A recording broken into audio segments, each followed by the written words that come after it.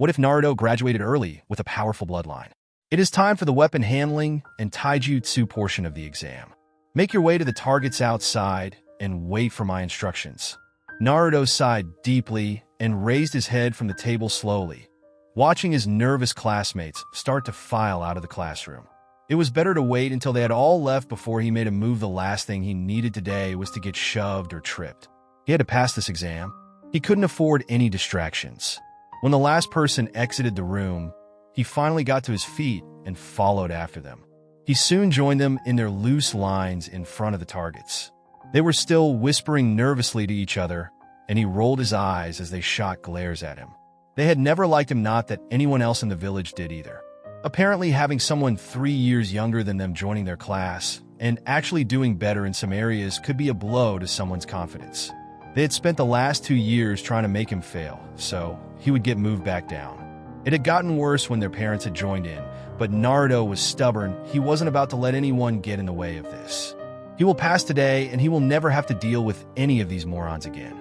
2 particular morons started pointing to him, hateful looks twisting their faces, and Naruto raised an eyebrow back at them. Ren and Kichiro were the worst of everyone, and no matter how many times Naruto beat them in taijutsu, they never left him alone. He secretly hoped they got on killed their first mission outside the village that would solve a lot of his problems. Hideki Sensei tapped his clipboard to get their attention. You will each be given 5 kunai and 5 shuriken. The target in front of you has been divided into sections, so the closer to the center you hit, the more points you score. Your overall percentage will be added to the rest of your scores, so take this seriously. This could be the difference between you passing or not. Naruto clenched his fist tightly as the man's eyes swept over him at those last words. Hideki Sensei actually hadn't been that bad. There had been no active sabotage or intentional failings while Naruto had been a student, and there wasn't more he could ask for than that. He also didn't address the bullying or the stealing or the suicide baiting, but nobody ever did. Naruto knew better than to depend on an adult to help him anyway. He watched the rest of his classmates step up and launch their weapons at the target. Some did better than others, and he didn't bother to smother his grin as Run fumbled a shuriken, missing the target entirely. Finally, it was his turn, and he walked up to face targets, trying to steady his breathing. Hideki marked off Kichiru's score on his sheet, keeping one eye on the rabble of children as he scanned their score. It was going to be a good batch this year. Daisuke was in line for Rookie of the Year, and Midori had already secured her spot as Kunoichi of the Year. Run, Kichiru, and Keed were up there too, and Hideki would bet on seeing them in the Chunin exam sooner rather than later. His eyes fell to the final name on the list, and his eyes snapped to the tuft of blonde that stood slightly apart from the rest of his classmates. The boy appeared bored, a stark contrast to the excitable children around them. The Kyubi container. Hideki knew better than to doubt the Fuinjutsu of the late Yondaime, and Uzumaki had shown no signs of it while in his class, but Hideki couldn't help but try to stay away from him. There was only so much he could do as the boy's teacher, and while he knew he could have done worse, he also knew he could have done better. He just could not forget what lay within the body, the destruction that the beast left in its wake, that horrible night still replaying in a loop in his head. Every time he told the boy to wake up in class or stop eating or pay attention, that orange fox appeared in his head. The boy was favored by Hokage-sama, and Hideki had heard endless gossip about him, especially about his training habits. He wasn't really interested in his students' lives outside the classroom, but when he heard Uzumaki's name in conversation, he couldn't help but listen in. From what he gathered, all the boy did was train running, katas, weights, practice dummies. He was so tired and bored in his class that it was hard to imagine the blonde having enough energy to do all that every day. He was barely going to scrape by in his written exams as it was. The boy was the furthest thing from an academic, and Hideki doubted the boy even knew where the library was. Despite that, Hideki knew it wasn't from a lack of brains. The kid was clever when he wanted to be. His ninjutsu too, the boy wasn't lacking in chakra, quite the opposite. His hinge and kawarimi were passable, even if his bunshin wasn't, but he always got the feeling that Uzumaki didn't want to apply himself if he didn't have to. It wasn't the lack of ability with the boy, he just did not engage with the academy curriculum like he should. There were always 2 areas, though, that Hideki could count on the boy to outshine all the other students in. Uzumaki Naruto. Hideki eyed him as the final student stepped forward, grabbing his weapons. Hopefully his future Jounin sensei would put him in something that couldn't be seen for miles. Most of it wasn't bad: black shorts, blank sandals, black t-shirt, with each of the sleeves tied down with tattered white bandages. Then there was the bright orange sleeveless hoodie that the boy left zipped open. The boy had actually sewn on orange stripes onto the sides of his shorts to match. The orange clashed horrible with his mess of short blonde hair as it hung slightly over his sharp blue eyes. His gaze passed over the whisker like scars on his cheek, but he abruptly looked away, setting his eyes on the target. Uzumaki twisted a kunai around his finger for a moment before he threw it, the other four following in quick succession. Hideki would always swear that the blonde's eye color flickered whenever he did that, but he knew it wasn't really possible. The container couldn't have a bloodline limit. He was a trick of the light. The kunai were removed, and Uzumaki weighed up the shuriken, his eyes focused. Hideki saw the rock out of the corner of his eye, but he did nothing to stop it, watching as it was flung towards the container's face. He tried to convince himself it was good awareness training for him, but he couldn't help but feel a bit guilty. He knew that was only an excuse. He did make a note of the student who had thrown at Kichiru was an excellent student, even with his slightly cruel tendencies. The small blonde snapped his hand back and deflected the rock with his shuriken, his gaze never wavering from the target. "I'd just like to finish the exam," Kichi team, Naruto said quietly. "You can try to beat me down later." Uzumaki twisted the shuriken in his hand one more time before he let loose, firing the next four one after the other. Hideki noted down his score, frowning at the boy's full marks. He had no idea how the boy managed it every time. Even with excessive training, any 9-year-old would still miss at least one. We are now going to move on to the taijutsu portion of the exam. Make your way over to the taijutsu circle and do not enter it. You will be paired up randomly, and no, you may not change your partners. Remember, even if you lose, you still have a chance to get a decent score, but you should not be aiming to lose. Work hard, remember your training, and do your best. No weapons and no ninjutsu that will result in an automatic fail for that portion.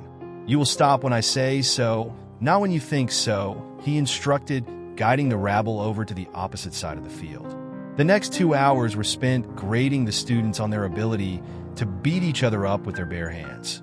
It wasn't Hideki's favorite way to spend an afternoon, but some of the moves that they came up with were definitely worth a watch. His class fought dirty compared to others he'd had in the past.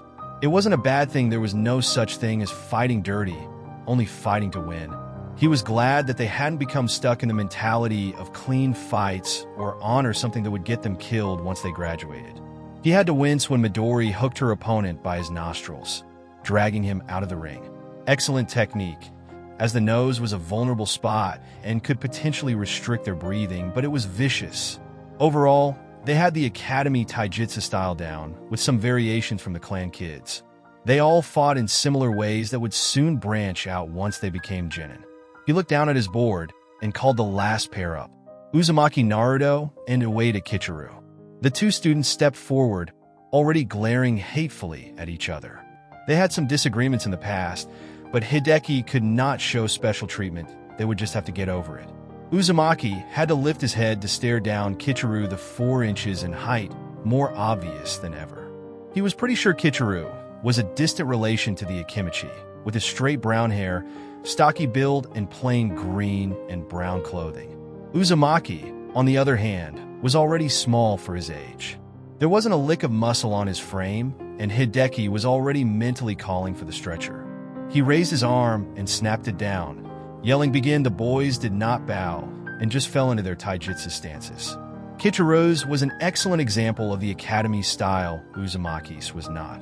It did not look anything like any taijutsu style that Hideki had observed during his time at the academy.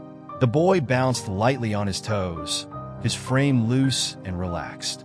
There was a moment of silence as the boys just looked at each other. The other children had gone quiet. Uzumaki's eyes flickered again, but Hideki determinedly did not think of what that could mean. He was not there to figure out his students' lives. He was there to teach them the coursework and make sure they didn't die their first week as a genin. That was all. Uzumaki glanced down at Kichiru's feet for a moment before he smirked, bringing out a small, foam ball from his pocket and starting to throw it from one hand to the other. Hideki narrowed his eyes, but allowed it technically wasn't a weapon, but he would be watching very closely.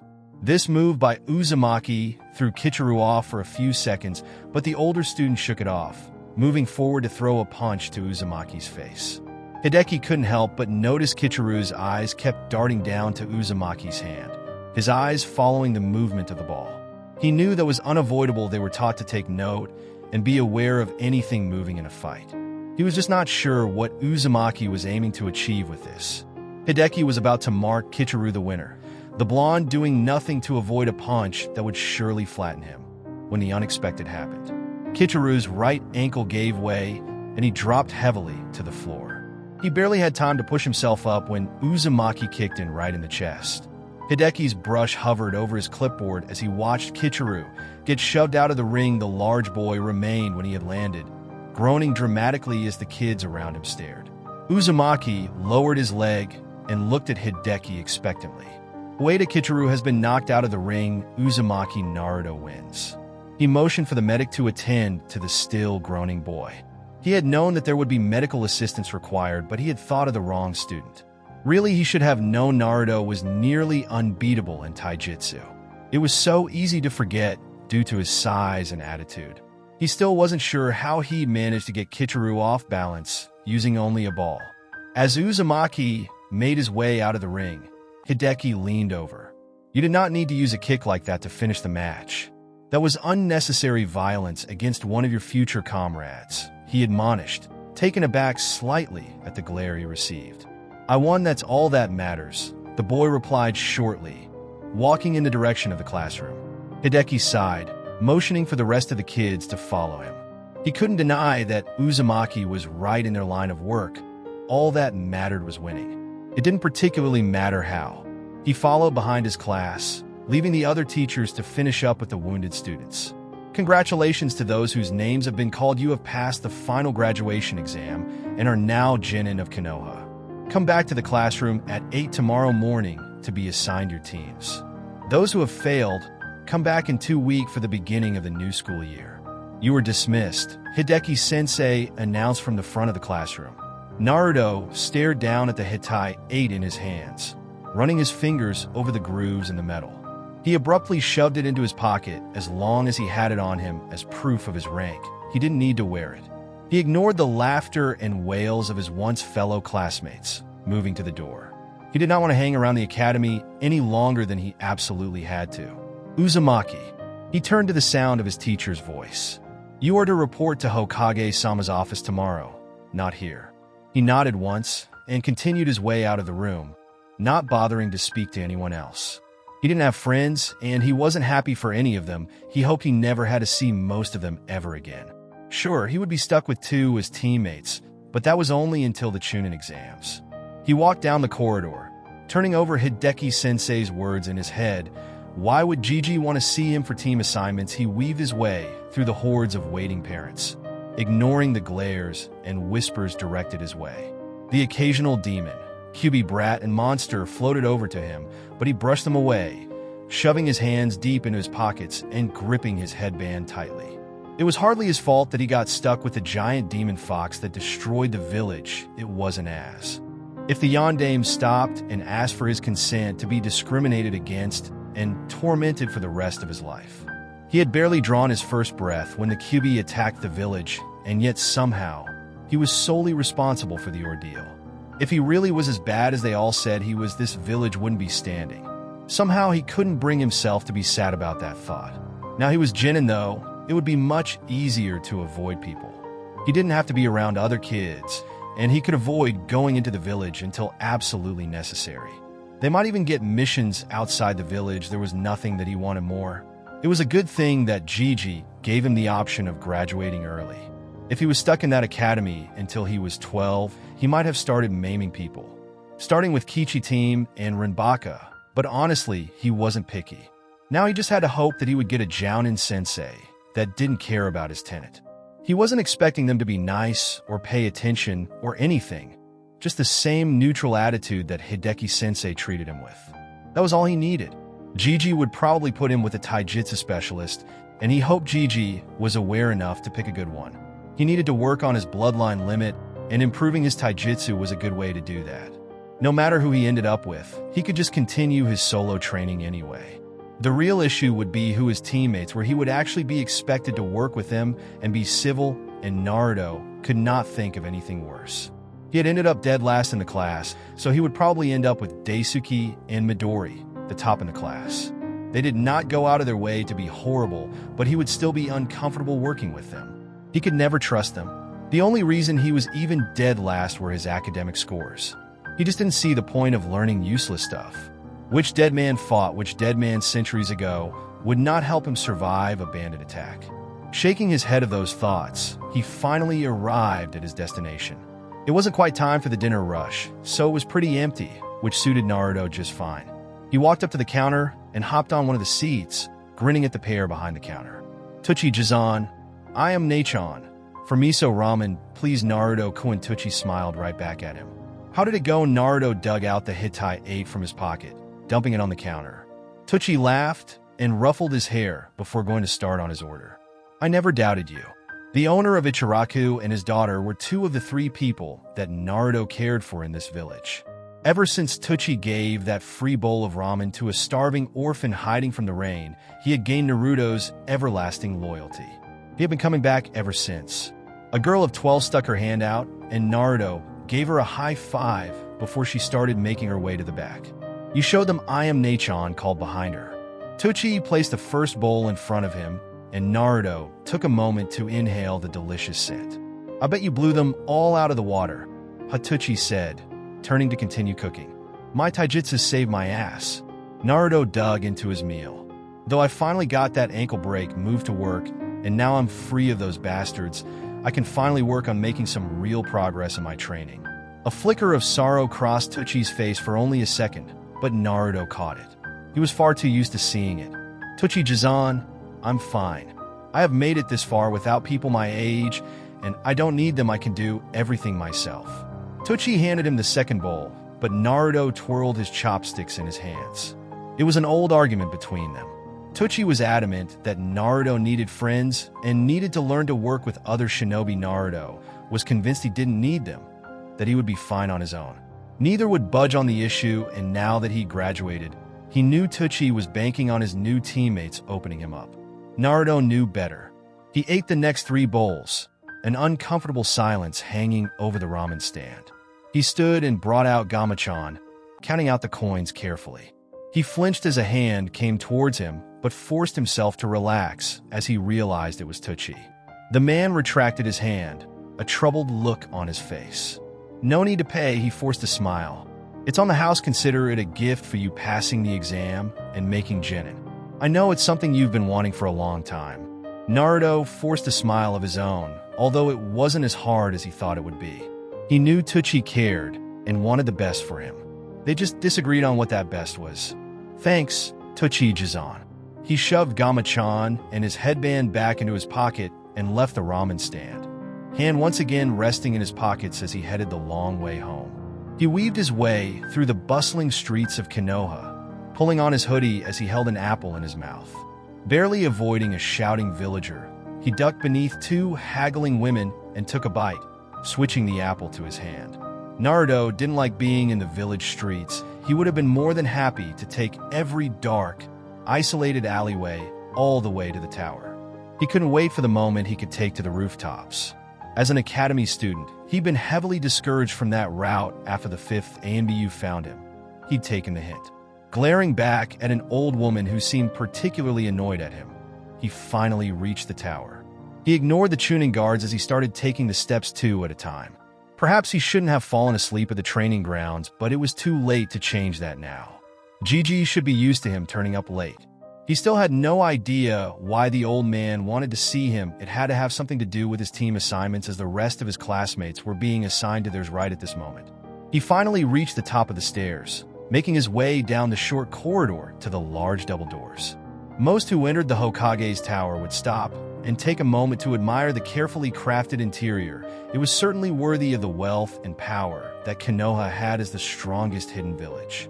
Naruto had been in and out of this place his whole life, so he was immune to the intimidation factor that the place conveyed onto outsiders. Since he was around so much, though, he was more perceptive to changes. A change such as the Chunin that worked in the tower actively avoiding the door of the Hokage's office. Some were annoyed, some were defeated, and some were scared. Naruto threw those ones a strange look. What could they possibly be scared of here? As he drew closer to the door, he thought he heard something, but as he reached for the handle, it was silent. He poked his head in and tried to find what was putting off the Chunin. The office looked the same, as it always did. Scrolls adorning the walls, books stacked neatly on the shelves, the pile of paperwork threatening to topple off the Hokage's desk. His eyes were drawn to the Yandame's picture on the wall, but he shook it off. He switched his gaze to the Hokage himself, but his eyes snapped to the man's left. A man stood there in a tight green spandex bodysuit and woolen orange leg warmers, a bright red hitai tied around his waist. He was the most colorful man Naruto had ever set eyes on. The academy teachers used to tell him off for wearing orange, but had they ever seen this man, he winced as he took in the man's shiny bowl cut and massive bushy eyebrows. Did he own a mirror? The tightness of the bodysuit did give Naruto a chance to scope out the insane expanse of muscle that lay beneath. His lack of self-awareness over his appearance apparently did not affect his ability as a shinobi.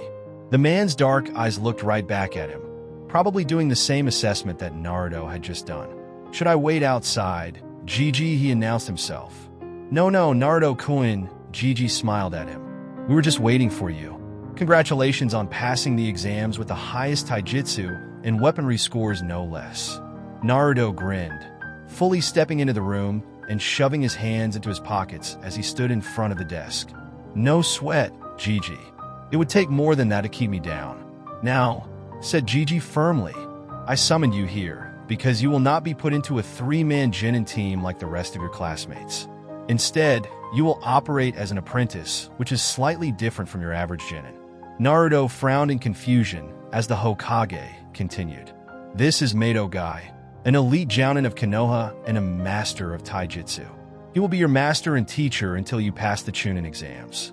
Before Naruto could say anything in reply, Guy bounced forward. Greetings, my youthful pupil. ILO volume, Guy-kun. My most sincere apologies, Hokage-sama. Guy beamed, his voice only slightly quieter at the old man's words. Naruto-kun, I look forward to training you, and I'm sure we will reach the pinnacle of our springtime of youth. Naruto blinked in the face of Guy's sparkling teeth and enthusiastic thumbs up.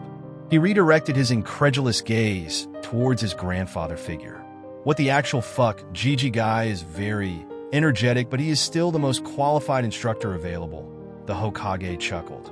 He will be able to aid you in both improving your weak points and in developing your bloodline limit. Wait, so I just have to deal with him? Naruto asked eagerly.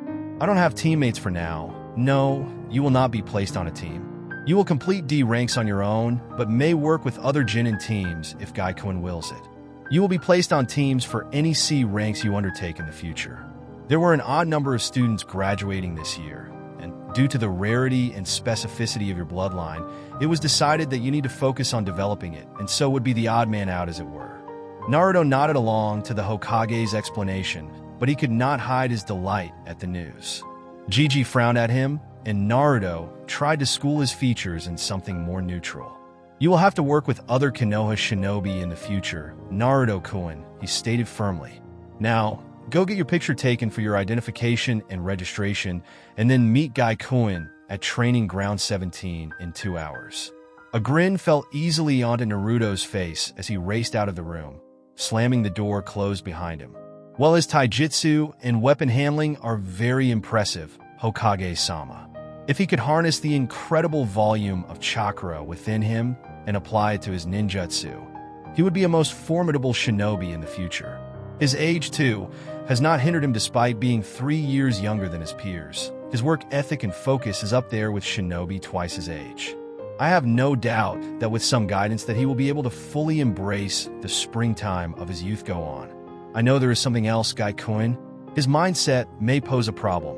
He has not only been unable to connect to anyone his own age, but he seems like he actively ensures it.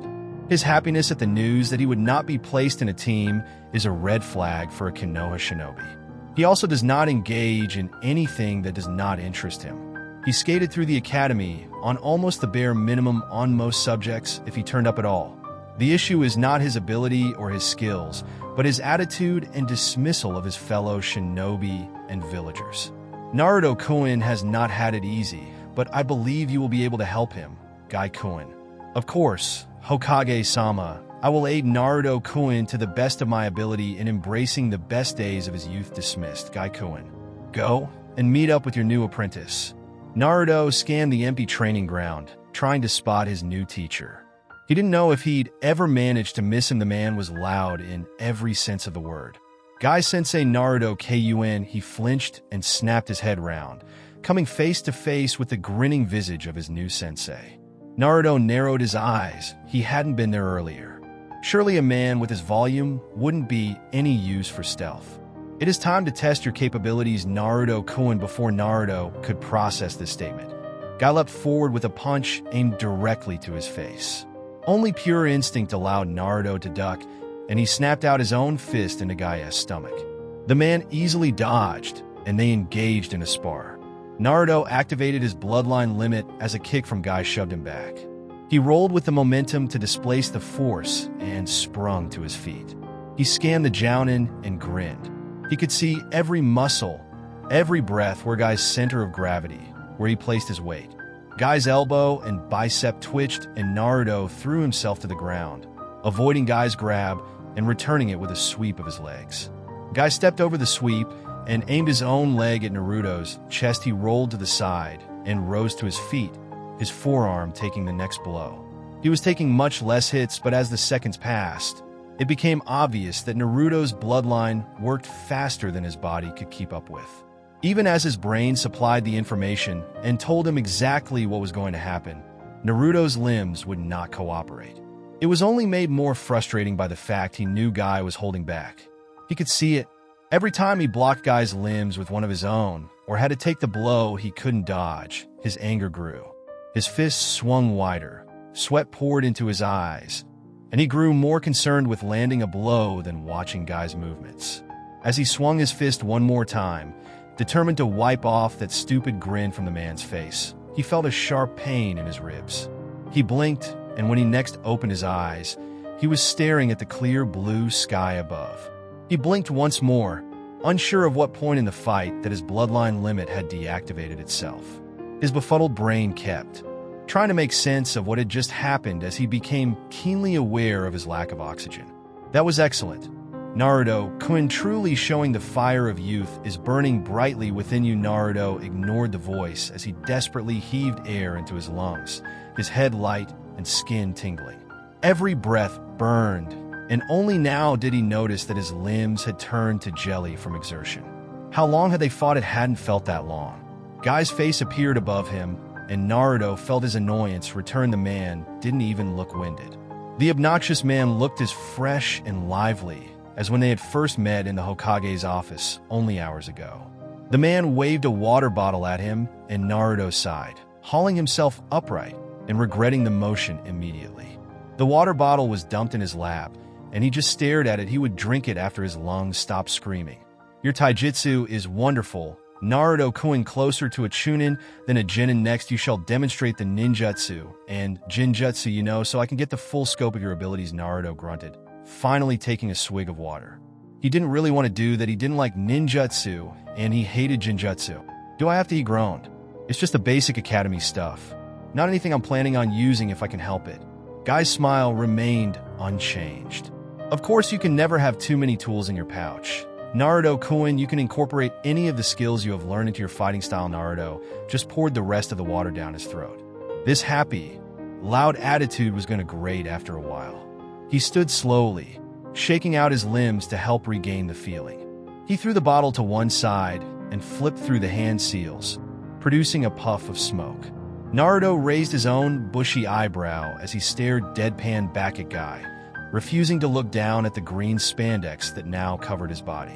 His illusion disappeared in another puff of smoke as he switched with a log, letting it sit for a moment before swapping back. Happy? What about Bunshin or Jinjutsu? I can't do Bunshin, Naruto shrugged. I only passed because they didn't choose it as one of the exam jutsu. Guy's broad smile finally dropped into a serious expression. "Show me." Naruto rolled his eyes but made the appropriate hand seals. 2 puffs appeared beside him, and he didn't need to look to know what would be there. His clones always turned out looking like they'd just been poisoned. At least they weren't missing any body parts this time. He allowed them to vanish as Guy raised a hand to his chin. "In Jinjutsu, I'm really good at breaking out of them," Naruto offered. "Haven't met one I couldn't break out of yet. Can't cast one though, never been able to." Guy was silent for a moment, a thoughtful look on his face. Naruto began to stretch out his muscles. He had to take advantage of the calm where he could with this jounin. "I will investigate that for you." Guy suddenly spoke up, his grin back in place. "For now, we must address your weaknesses." Naruto flopped back onto the ground. "You are excellent at taijutsu, but I know you can improve. The main issue is your body cannot keep up with your bloodline limit. I saw you trying to react, but your body did not cooperate." Naruto nodded along. He already knew that. "Your mind works at a much greater speed that your body can keep up with," Guy continued. "You cannot utilize the advantage that your bloodline limit grants you. Fortunately, this can easily be remedied by training." This is what Naruto wanted. He wanted some guidance on how to get stronger. His bloodline limit had so much potential, but he knew he couldn't make it work on his own. There was only so far he could go by watching other shinobi from afar, trying to recreate it on his own. He needed a real teacher, one that would take him seriously and could give him some structure. He needed to get stronger, or he might never escape this village. Guy was certainly unconventional, but he might be the teacher Naruto needed. Guy watched his genin from beneath the shade, taking a rare moment to sit still and take things in. Naruto struggled with the box, his legs shaking as he dumped it heavily into the cart. The boy took a moment to breathe before he walked back to pick up another. They had gone to the mission assignment desk after their short training session to pick up Naruto's first D rank. There had been another genin team picking up their own D rank, and Guy had offered to let Naruto tag onto their team rather than tackle a mission on his own. The kid had vehemently denied it, snatching up the first scroll offered and stomping out of the room like he was afraid Guy wouldn't give him a choice on the matter. The mission had been one of the more heavy-going D ranks available. A merchant was sending his stock to another village in the Land of Fire and required his cart to be packed. Guy knew this task really required a full genin team, but he admired Naruto's burning determination to get it done himself. The springtime of youth had a chance to blossom beautifully within his young pupil, but the boy was so closed off. A part of him had hoped that Naruto would work with that team. He hoped that Naruto would realize that it's better to have a team to back you up, especially on missions. He should have known his apprentice would share the same desire to push himself to his limits that Guy had. It would be a slow process, fanning and building Naruto's will of fire, but he knew the boy had it in him. He had noticed that Naruto did not wear his Hitai 8 when he had asked the kid where it was. He had pulled it out of his pocket. He had tried to explain to the boy that he needed to wear it, proudly display it as a shinobi of Konoha, but Naruto had only asked if it was compulsory. Technically, it wasn't a rule that a shinobi should display it visibly. It was just something that was expected. Naruto had immediately shoved it back in his pocket, stating that he would have it on him as proof of his rank, and that he didn't see the need to put it on his clothing. It was a bit concerning that Naruto had so little pride in his village, going so far as to dismiss what should be a proud display of allegiance completely, but Guy hoped he could show him that the village would have his back. It was going to be an uphill battle. Naruto heaved the last box onto the cart and turned to stare down Guy triumphantly. Another thing he had noticed with his new pupil, he was always ready to fight. Every time he had looked at Guy today, it was with a grumpy, challenging look that conveyed all the disdain he had for the world. The only time he had seen him smile and let his guard down was with Hokage-sama, and even then it was brief.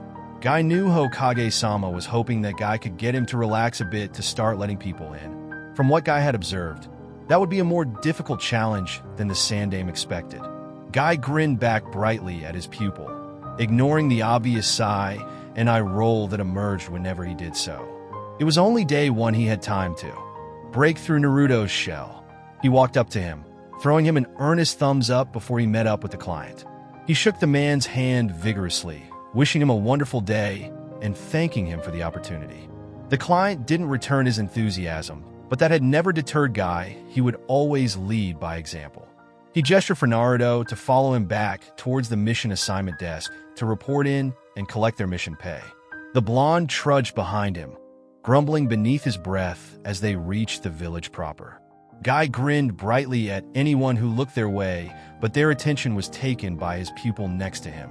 Naruto glared back at the villagers, and Guy's smile faltered as he watched the exchange. Naruto-kun, how is your chakra control? We did not have time to go over the exercises earlier. Naruto looked up at him, the glare fading into consideration. The distraction was working. Shit. Guy blinked. Your honesty is a shining example to all those who wish to pursue the epitome of their youth. Sure, Guy Sensei. The kid's answer did help to fit another piece of the puzzle to the picture Guy was building. This might be the root of his issues with Bunshin and Jinjutsu. He would have to investigate it first before he suggested anything to his pupil, but he had a good feeling about it. Naruto was the first student that Guy had ever taken under his wing. He had been inspired by Kakashi to take a student. He couldn't let his rival pass on his wisdom alone. It hadn't been what he expected. Naruto hadn't been what he expected. But Guy was looking forward to what the future had in store. He already had so many youthful ideas about how Naruto-kun could improve, and his taijutsu was only the beginning. He was only 9, 2 years older than Guy himself had been when he graduated. He wasn't set in his ways. There was still time for Guy to show him that it was for his benefit that he positively engaged with the rest of the village. A team could be as close as family if he was just willing to let other people in. Guy would just have to do his utmost to help Naruto bring out the very best of his youth. Kakashi flipped a page in his book, walking idly down the village streets. The Genin team Hokage-sama had shoved onto him had been disappointing. No teamwork or independent thought to be found. He had sent them straight back to the academy, and now he was free of that obligation for another year. Speaking of obligations, he could already hear the familiar footsteps bouncing in his direction. He briefly considered disappearing, unsure if he was up for Guy's antics today, but ultimately just stayed where he was. He hadn't actually seen Guy in a few weeks, a rarity, when the older Jounin was not on a mission away from the village. My eternal rival Kakashi flipped another page in his book, his eyes scanning the words he'd already read numerous times. Sorry, did you say something? You're so hip. Kakashi, tears streamed down Guy's face as he held up a fist in mock frustration. Kakashi finally looked up to see Guy pointing at him. I challenge you. Kakashi, we must see which of us can do the most one-handed push-ups. Kakashi turned that over in his head for a moment. Could he be bothered with that right now? He was physically capable, but did he really want him? My guy, can we not just see who can do the most blinks in a minute? His friend considered it before he grinned widely, his teeth sparkling. Of course, my eternal rival. What a unique challenge. Kakashi shoved his book into a pocket and turned his full attention to Guy. He stared into dark eyes as they waited. Go. Kakashi closed his eyes, opened them, and then rapidly repeated the process. As much as he liked to act like he didn't care about these challenges, he really did. It was just funny to watch Guy's reaction when he pretended otherwise. He would give each one his all. When he did end up roped into them, he wasn't just going to let the older man win. Time I achieved 157. Kakashi scowled beneath his mask. Maybe he should have agreed to the one-handed push-ups after all. 152, he reluctantly admitted. That is 27-28 then. Kakashi. Guy laughed. One more challenge, and we will have tied. Kakashi whipped his book back out and put it pointedly in front of his face, resuming his walk.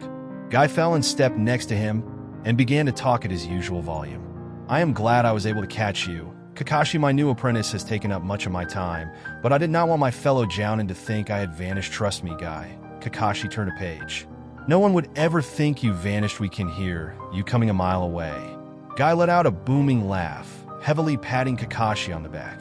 Kakashi caught himself as the force shoved him forward, and he shot Guy an annoyed look that the other Jounin did not register. A thought occurred to him. Wait, an apprentice. He lowered his book. Is that why we haven't seen you in the past couple of weeks? It is nice to know you miss me. Guy beamed. I could not let you tackle mentorship alone, so I put myself forward as a Jounin sensei. This year I did not get a full team, but the pupil I have is excellent. And in the springtime of his youth, how is your team? Oh, I failed them on the first day. Kakashi waved a hand dismissively. Kakashi, was that really necessary? Guy's smile dimmed for the first time since they'd met up. I'm sure they weren't that bad. They really were that bad, he shrugged. The academy isn't like it used to be. Is yours actually good, or are you just being positive about him like you are with everything? Guy's grin returned in full force. Naruto Koen is indeed brilliant. His work ethic rivals my own, and his taijutsu is going to be the best in the village one day. He has my full and complete faith. The name registered in Kakashi stopped in the middle of the street. Naruto Uzumaki Naruto, Guy confirmed. He graduated this year and was assigned to me. Huh, Kakashi frowned. I didn't know he was graduating this year. Not that he knew anything about Minato Sensei's son. To his shame, he had avoided the boy. He just didn't want to be reminded of his loss. He knew he was letting Minato Sensei down, but the more time that passed, the easier it was to ignore the dark pit of guilt that grew each year. He had appeased it slightly when the body was a baby by watching over him in ANBU, but he hadn't seen the kid since. A lot could happen in the 5 years. He glared weakly at Guy's look of pity. You know, Kakashi, his friend said at a normal volume, it's never too late to build a relationship with him. I know you were his ANBU guard when he was a toddler. You do care about him. Just leave it, Guy. Kakashi brought his book back up, eyes scanning the page, but none of it sinking in. It sounds like he's doing fine without me. Kakashi. Oh, who is that calling me? Kakashi said, walking briskly away. I'll see you later, Guy. He was grateful when the other Jounin did not follow. Thoughts of Minato Sensei's son circled around his head, long-buried regrets surfacing, and the guilt choking him. He needed to go to the memorial stone. Naruto gasped for breath as he lay spread-eagled in the grass. It had been almost 2 weeks since he'd been assigned to Guy, and every day they had a taijutsu spar. He had gotten no closer to even winding the Jounin than he had the first day. It always ended the same way. Naruto collapsed on the ground, staring at the sky and struggling to get enough oxygen into his lungs. He healed quickly, but he was forming new bruises quicker than they were able to disappear. One good thing about Guy the man didn't know how to hold back. He was more than happy to throw Naruto around like a rag doll, and he was delighted. He wouldn't get any stronger if the Jounin took it easy on him. He was already a bit faster than he'd been when he sat the graduation exam. If he kept going like this, he might actually make Chunin in a couple years. On the other hand, while all the muscle training and taijutsu was great, Guy hadn't mentioned Naruto's bloodline limit once. He thought that when he finally got a Jounin sensei, he would be able to make some real progress with it. He had figured some aspects of it out himself through trial and error, but he knew there was more to it. Guy sensei, he sat up slowly. When are we going to work on my bloodline limit? It's been 2 weeks. Like we discussed before, Naruto Koen, we need to get your body up to speed before we can bring out its full potential. Guy grinned, hands on his hips as he stared down at him. We've barely begun your training. There is much more work to be done. I know I'm not there yet, but that could take months. Naruto frowned. Surely I should be developing it at the same time. All we've done this week is spar and D ranks. Naruto Koen, you are only 9. Guy's smile faded. Jumping straight into developing everything at once will not help you in the future. We need to develop your skills gradually, starting at the basics to give you a strong foundation. You need solid taijutsu to even begin utilizing your bloodline limit to its full potential.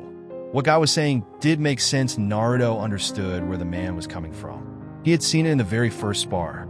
His body was nowhere close to keeping up with the information that his bloodline limit granted him. He just had this burning desire to improve. He had to get strong as quickly as possible. He had such expectations when imagining what kind of training he would be doing with his Jounin sensei. Thinking about it had helped pass the time in his history lessons. This had been both everything he had wanted and nothing at all what he expected. He didn't think he ever could have predicted Guy, but even with the early starts and late finishes, there was still that itching feeling that he wasn't improving quickly enough. He had never had guidance before, especially with his bloodline limit. He just needed some direction, and he could continue with it on his own. He had read up on other dojutsu when he couldn't find anything about his own, and had tried exercises for the Sharingan and Byakugan. He knew that the library wouldn't have any of the good stuff. They were kept within the clan compounds, but it was a start. He didn't get very far on his own. That's why he needed Guy. Yeah, but I don't think we should be ignoring it completely just because of that, Naruto pointed out. It's all well and good working on my power and speed, but then I won't know how to incorporate my bloodline limit into my fighting style. Guy's face sank into a thoughtful expression, and he raised his hand to his chin, stroking it thoughtfully. You raise an excellent point, Guy nodded. I will look into it. It is called the Emperor's Eye, corrects something uncoiled in Naruto's gut as he accepted Guy's words. Guy was already more dependable than any other adult that Naruto had encountered in his life so far. He still held some reservations. He had been let down enough in his life, but Guy hadn't done anything to prove otherwise. It had only been 2 weeks, though there was plenty of time for Guy to fuck him over. Yeah, Naruto took a sip of his water. There isn't anything about it in the library or the archives, but Gigi knew someone who had the same one. That's what he called it. Guy threw him an odd look, and Naruto sighed, more than familiar with it from his former teachers. Yes, I do go to the library, and no, it does not mean that I like reading or studying or any of that rubbish. I just go when I need pointers on my training or when something doesn't make sense.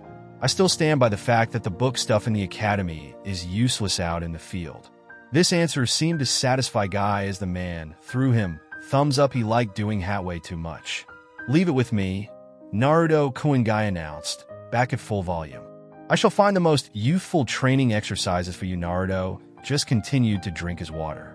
2 weeks in, and the whole youth thing made no more sense than it had when Guy had first mentioned it. He'd learned to just roll with it. He was immune to much of Guy's eccentricities through sheer exposure.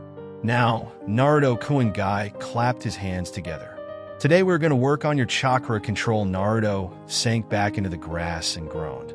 He knew his chakra control sucked. The leaf exercise in the academy had been his worst enemy. He always ended up shooting the leaf far away from his forehead, which he had later figured out was due to him putting too much chakra into it. That knowledge hadn't helped him. He just couldn't get the right amount of chakra. It sometimes felt like he was trying to fill a teacup with a bathtub. That's not a very youthful approach to your training. Guy hovered over him.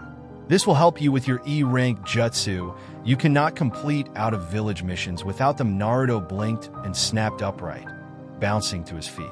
Guy had a point. The sooner he learned these jutsu, the sooner he could leave the village. He hadn't managed to get a handle on any of them yet, but maybe chakra control would help. He was willing to put himself through anything if it meant escaping this hellhole, even just for a mission.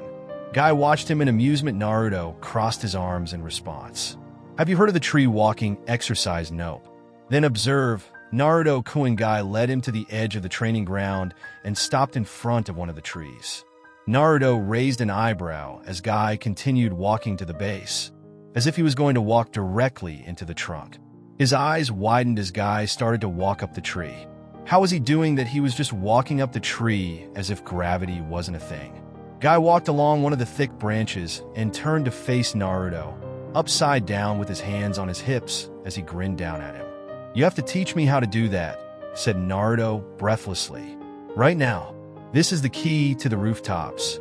He wouldn't have to walk in the streets and suffer the ire of the villagers. He could just use the window of his ratty apartment as his new door. He would be able to go weeks without seeing a civilian. The MBU wouldn't be able to stop him either. He could just shove his Hittite aid in their face. That is what we are here to do, Guy bellowed down from his branch. He watched his teacher walk back down the trunk, a grin forming on his own face. Maybe chakra control wasn't that bad. Guy landed lightly in front of him. So in order to do this, you must channel chakra to the bottom of your feet and keep it up at a consistent level with each step. Too little and you will slide off. Too much and you will destroy the bark beneath your feet. Do you understand? Naruto nodded eagerly. He bounced past Guy and faced the tree, channeling his chakra through his legs. He placed his right foot onto the tree, and the wood immediately exploded, throwing him away from the trunk. He stumbled back, swearing loudly as Guy watched him intently from the side. He regained his footing and eyed the trunk, his smile dropping, so he would need even less. He pushed chakra to his feet, trying to make it the smallest amount he physically could. He placed his foot back on the tree and felt his foot sliding. He tried to gently increase the level of chakra, grinning as his foot stuck. He lifted his other foot, his weight supported off the ground for a brief second. He tried to channel chakra to his suspended foot while maintaining the level of the foot stuck to the tree, but he lost control. The wood beneath his foot shattered and he was thrown to the ground, landing on his ass. It will take time to master this, Guy spoke up. It will be especially hard for you, but I have faith in your abilities. Why is it hard for me? Naruto scowled. Is it cause I'm dead last, or am I less capable than normal kids? The lines on Guy's face deepened as his brow furrowed. Of course not, Naruto-kun, he said sincerely.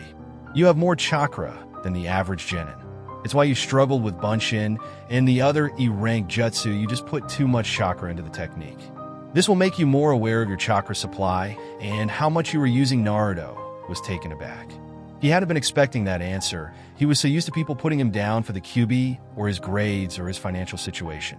The thought that guy wasn't trying to be negative hadn't even crossed his mind. His answer also made a lot of sense. He hadn't realized that he was using so much chakra, it didn't feel like too much to him. Oh, Guy's face softened. It's okay, Naruto-kun. We can just keep trying until you get it. I'll be right here with you. Naruto resisted the urge to smile back at the jounin. He turned back to the tree, conflicting thoughts crowding his head. He wanted to believe Guy, but deep down, he knew the only person he could really count on was himself. Guy followed Naruto through the streets, the evening sun casting a warmth over the village and bathing each surface with a soft orange glow. Guy really did love Konoha, and he had never doubted anything he did in service. He would live and die for this village. The more he trained Naruto and got to know his student, the more questions he had. There were so many red flags popping up around the boy, and Guy did not like it. That comment he made about being less. He had automatically jumped to the defensive, had expected to be put down and disregarded. What kind of schooling did he receive to think like that? There was also the surprise that appeared on his face every time Guy encouraged him to learn and expand on things that were not immediately useful. Naruto could be very intense in his training, pushing himself like his very life depended on it. Other times, like when he mentioned ninjutsu or jinjutsu, Naruto rolled his eyes and didn't even try to pretend he was interested. It was as if the genin thought that he was alone, thinking Guy was only there temporarily, so he had to fit the pieces together by himself. Guy looked forward to showing his student that he was there for him. He was there to help him reach his potential and flourish in the springtime of his youth. There was a burning passion beneath the surface, and Guy wanted to help Naruto realize it was okay to embrace it. He caught a few villagers looking their way, and he beamed cheerfully at them in greeting, but they weren't looking at him. Their eyes were latched onto the small blonde boy just in front of him, and Guy was surprised at the venom.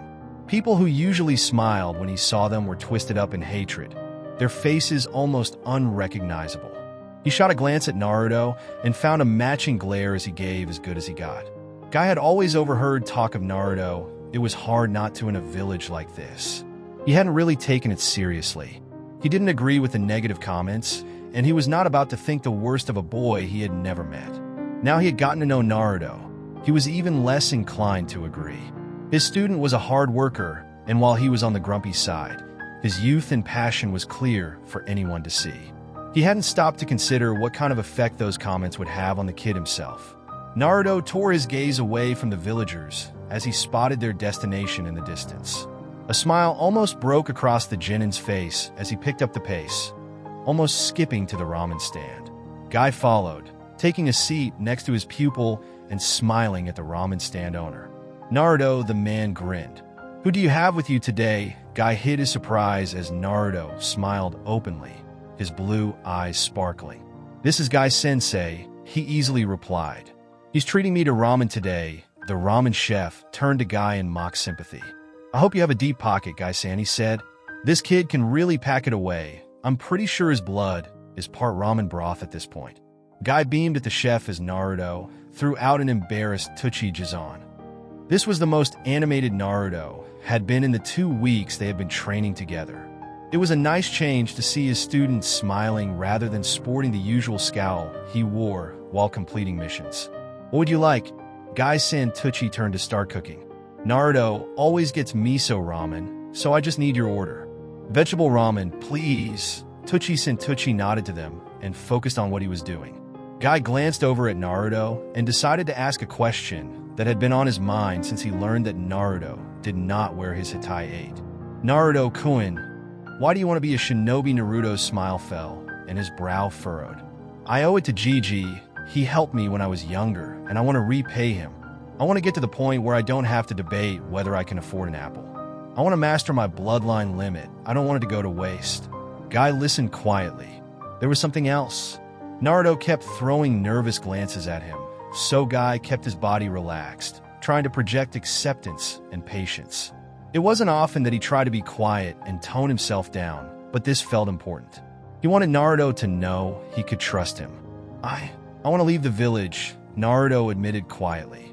I want to get to the level where I can just leave and not get hunted down for it. The Sannin can do whatever they want if I can get strong enough. I can do it too. Naruto stared down at his hands, twisting his fingers together. Guy could understand his nervousness. Shinobi generally did not have that goal. Guy himself could not imagine ever leaving Konoha except for missions. It was his home, it was where his heart and soul lived. For someone to say they wished to leave without the intent to return, it bordered on treason. He already knew that Naruto held no loyalty towards Konoha. That was obvious within the first hour of meeting him, but he could understand why.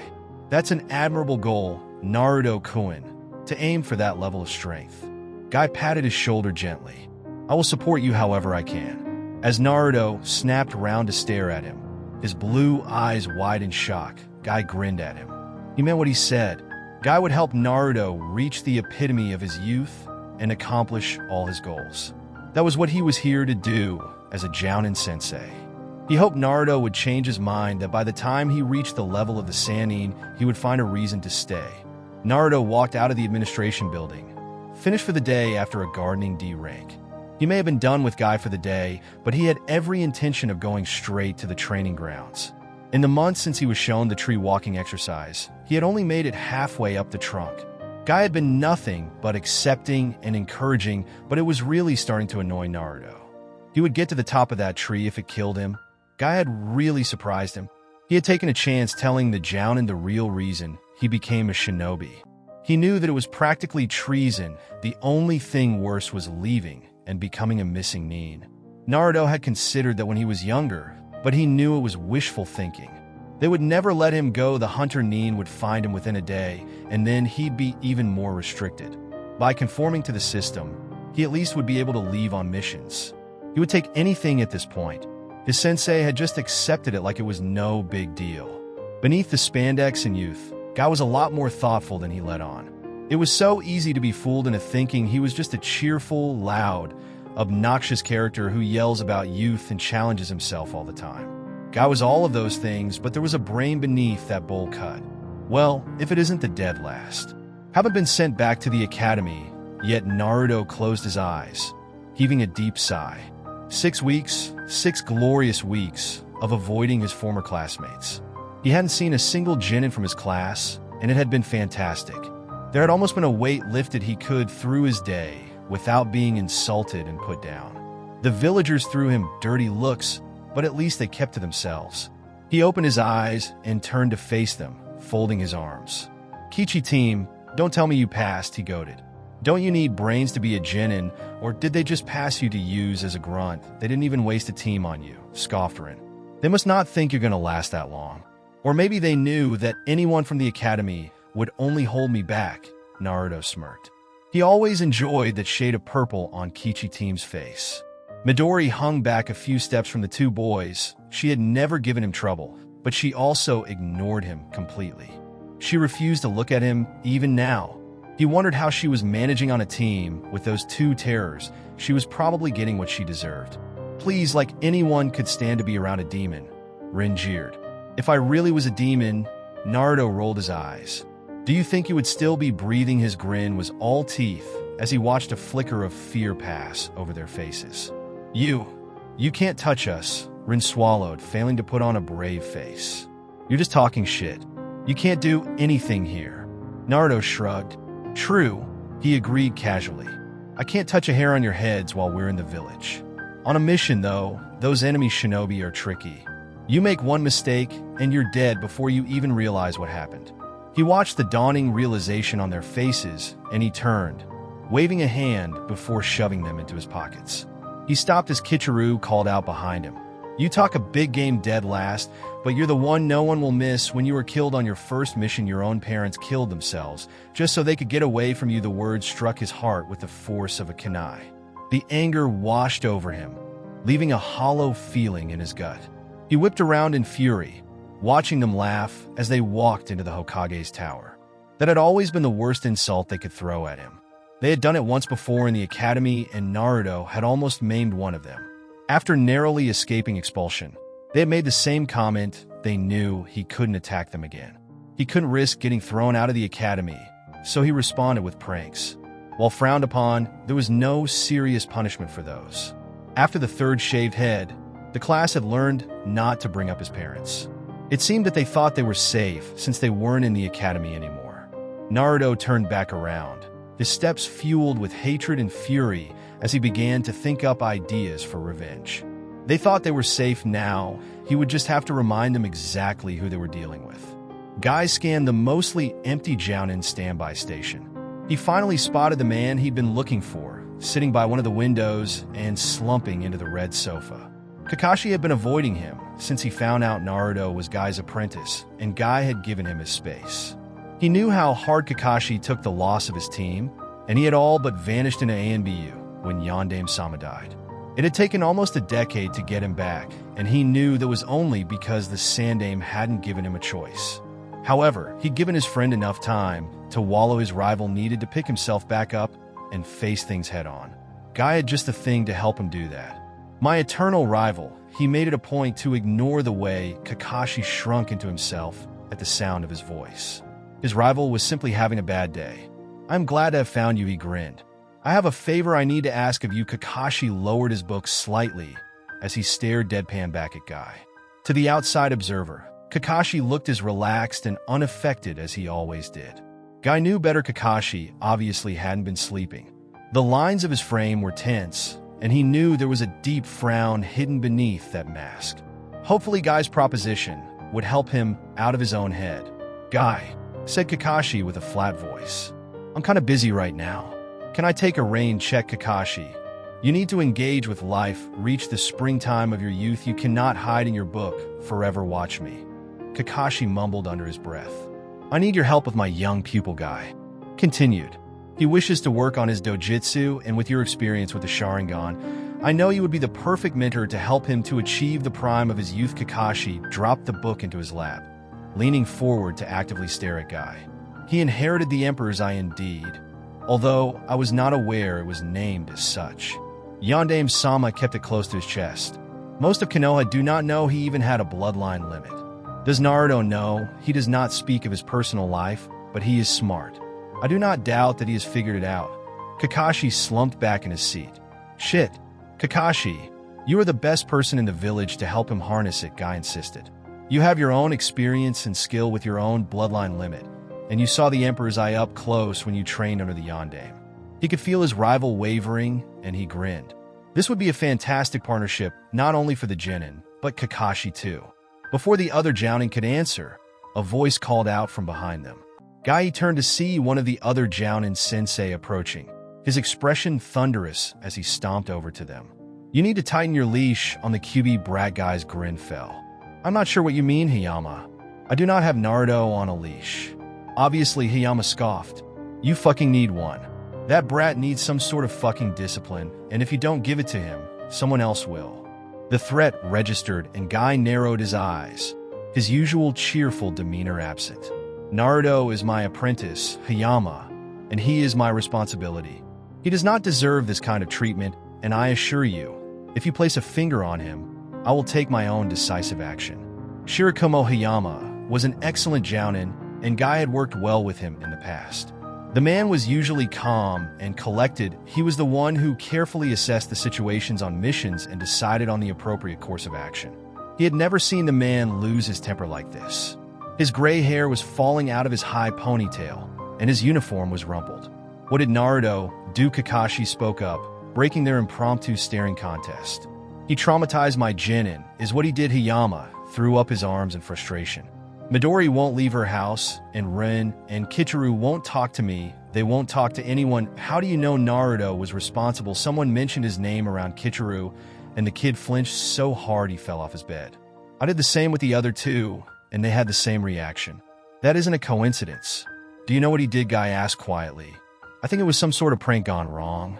Hayama ran a hand through his hair, loosening his ponytail further.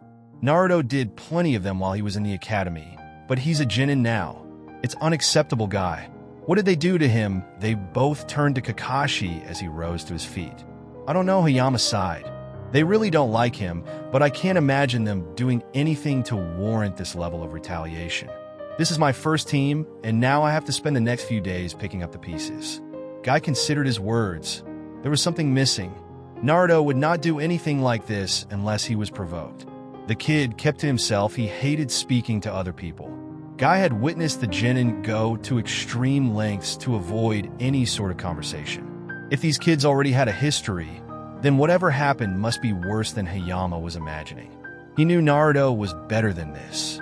Hayama also had a point. This kind of behavior may have been tolerable at the academy, where they could assign extra work or detentions, but Naruto was legally an adult. The moment he had been handed that headband, he was judged by the same standard that all Konoha shinobi were. He could not prank other shinobi out of revenge or malice. There were other ways of resolving conflict. I will speak to Naruto, Guy said gravely, earning twin looks of surprise from his colleagues. I will ensure this does not happen again. Hayama nodded, the anger leaving his frame and weariness replacing it. You also need to speak to your own students, Guy continued. Naruto would not do this unprovoked. They did or said something that I am sure was just as unprofessional. My student is not the only one at fault. Hayama rested his hands on his hips as he tilted his head back, taking a deep breath and releasing it slowly. I know, he admitted, I'm not naive enough to think that they're innocent. I'll speak to them. He shot them a weak grin and turned, waving goodbye as he exited the building. Guy turned over the conversation in his head, trying to think of the best way to approach this. He had only had his student for 2 months. There was still a lot of work to do in bringing him to the full bloom of his youth. This might set them back. I'll do it. He glanced over at Kakashi, the man's eye still fixed on where Hayama had left. I'll teach him. Guy clasped Kakashi on the shoulder in thanks, before he began walking to the exit himself. The joy from his rival accepting his proposition warred with the concern and sadness that resulted from his talk with Hayama. He needed to find Naruto. Naruto punched the wooden target, following it up with a kick and another punch. Sweat ran down his back as he continued the pattern, the dull ache in his fists beginning to travel up his forearms. He'd been at it for 3 hours now, and his mind had zoned out. This was his favorite training exercise, just him and a wooden training post, going through the same movements over and over again. He loved the freedom of it, as all other thoughts emptied from his mind. He could forget the village and the anger and frustration that came with it. The warmth of his muscles and the stretch and strain from the katas kept his mind from wandering completely, so he felt like he was floating. He threw a particularly hard punch, smiling as the pain thrummed up his arm. Naruto-kun. He swung a wide kick into the side of the post, hoping they would go away. Naruto. He threw one final punch, feeling the sharp pain through his fingers as he stepped back from the post. He turned to look at Guy, his chest heaving and the sweat dripping into his eyes. What? Guy-sensei Guy was uncharacteristically grim, his bright smile missing and his exuberant energy subdued. His thick brows were furrowed into a frown, and his arms were crossed. We must discuss your recent actions towards Team 5. Naruto racked his brains who were Team 5. He hadn't been present at the team assignments, and he hadn't bothered to find out after. The team under Shirakumo, Hayama, Guy elaborated. Naruto hoped his blank expression would clue his sensei in. He had no idea who these people were. Guy was unimpressed. Midori, Kichiru, and Run. It clicked. So they're Team 5, he said. I had no idea. It wasn't as if I was there when the teams were assigned. Guy sighed deeply, and Naruto eyed him strangely. It was weird dealing with a guy that wasn't. Smiling and bouncing around and yelling about youth at the top of his lungs. He had found the whole charade annoying until now. Maybe the enthusiasm was better than the stone-faced jounin he was faced with now.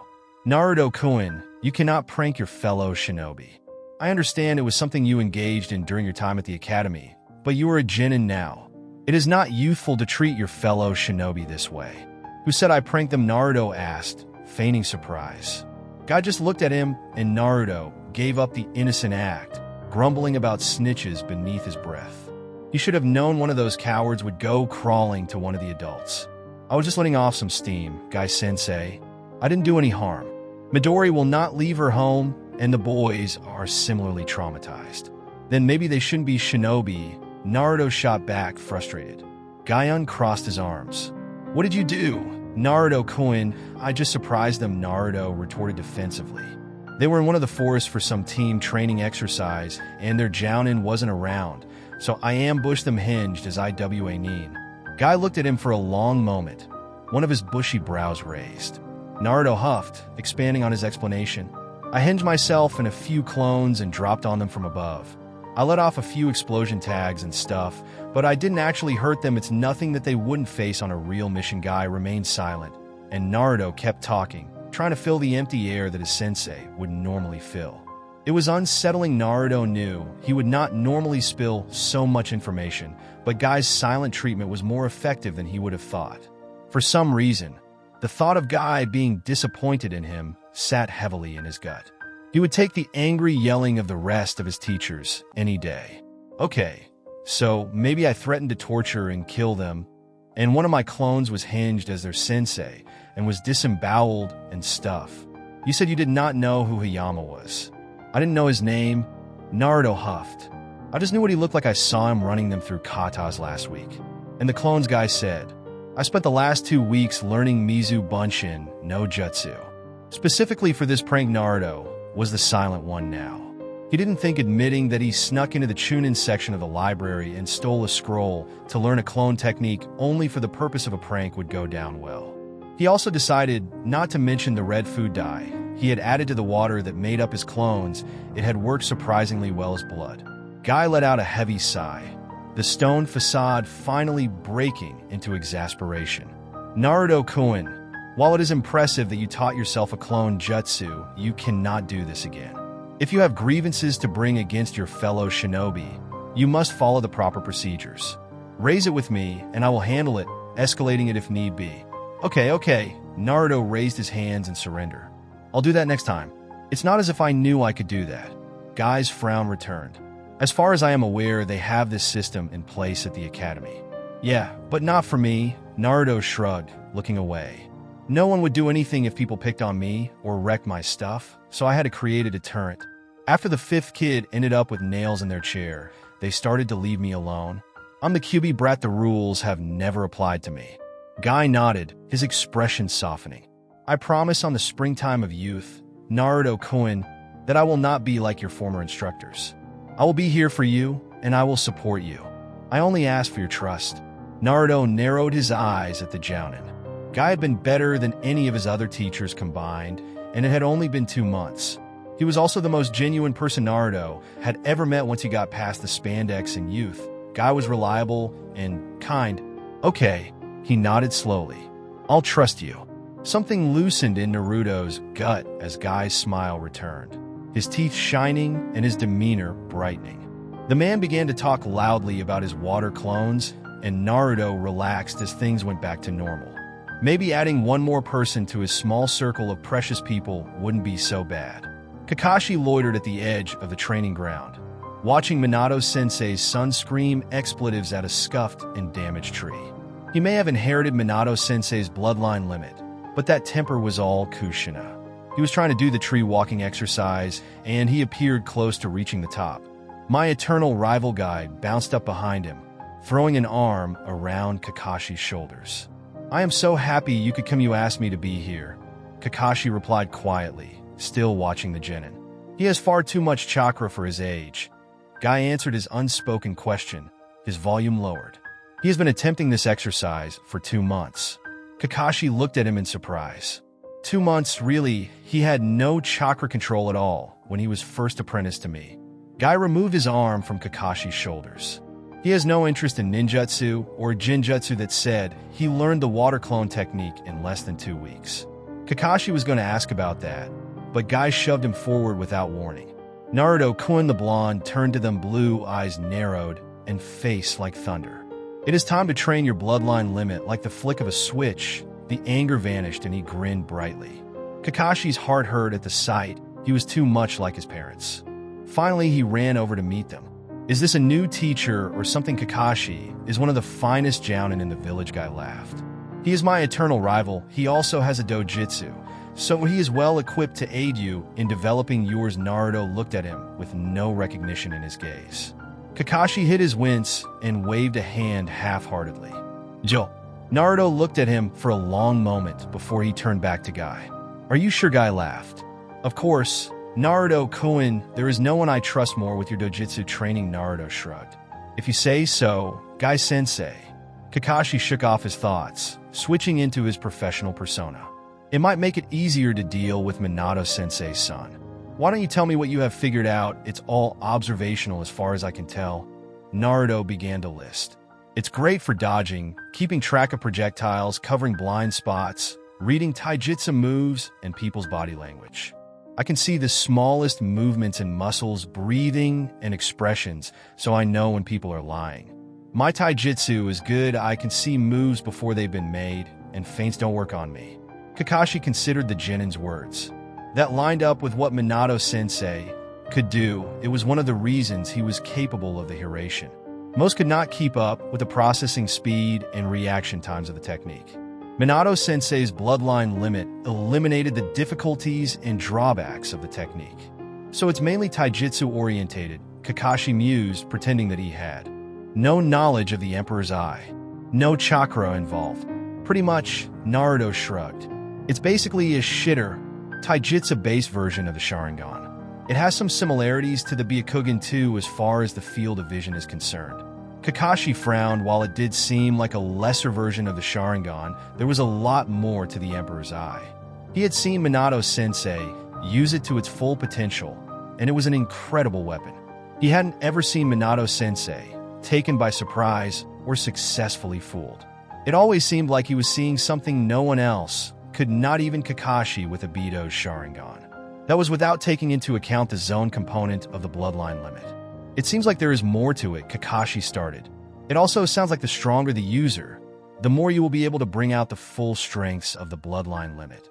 Have you tried copying taijutsu moves yet? What, like the Sharingan? Essentially, yes, but you need to stop comparing your dojutsu to the Sharingan. While similar, they are not the same. The Sharingan is capable of a lot, yes, but there are things that only the Emperor's Eye can do. How do you know what it's called? Naruto asked suspiciously. I didn't tell you, and Guy wouldn't have told you. I asked him not to tell anyone. Guy let it slip when he asked for my help. Kakashi lied quickly, before he cursed at the sight of Naruto's eye flashing silver. Sure, Naruto deadpanned. So what are we doing now? Kakashi let out a breath as Naruto appeared to let the lie go. He definitely caught it. He should probably expect an interrogation sometime in the future. For now, copy Guy's katas as closely as you can. We'll start there. Naruto watched the Genin team's file out of the village from his vantage point on a nearby rooftop. The Chunin exams were being held in Kusagakure this year, and he had been asking Guy all week to take him. His sensei had refused. He had only been a Genin for 6 months, and he was nowhere near ready for something like the Chunin exams. He also had to complete at least one C rank mission, and Guy had given no indication that he would be taking Naruto on one anytime soon.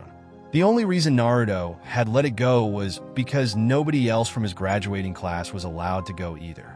There was also something about only being allowed to compete in teams, but Naruto was ignoring that bit for now. He would cross that bridge when he came to it.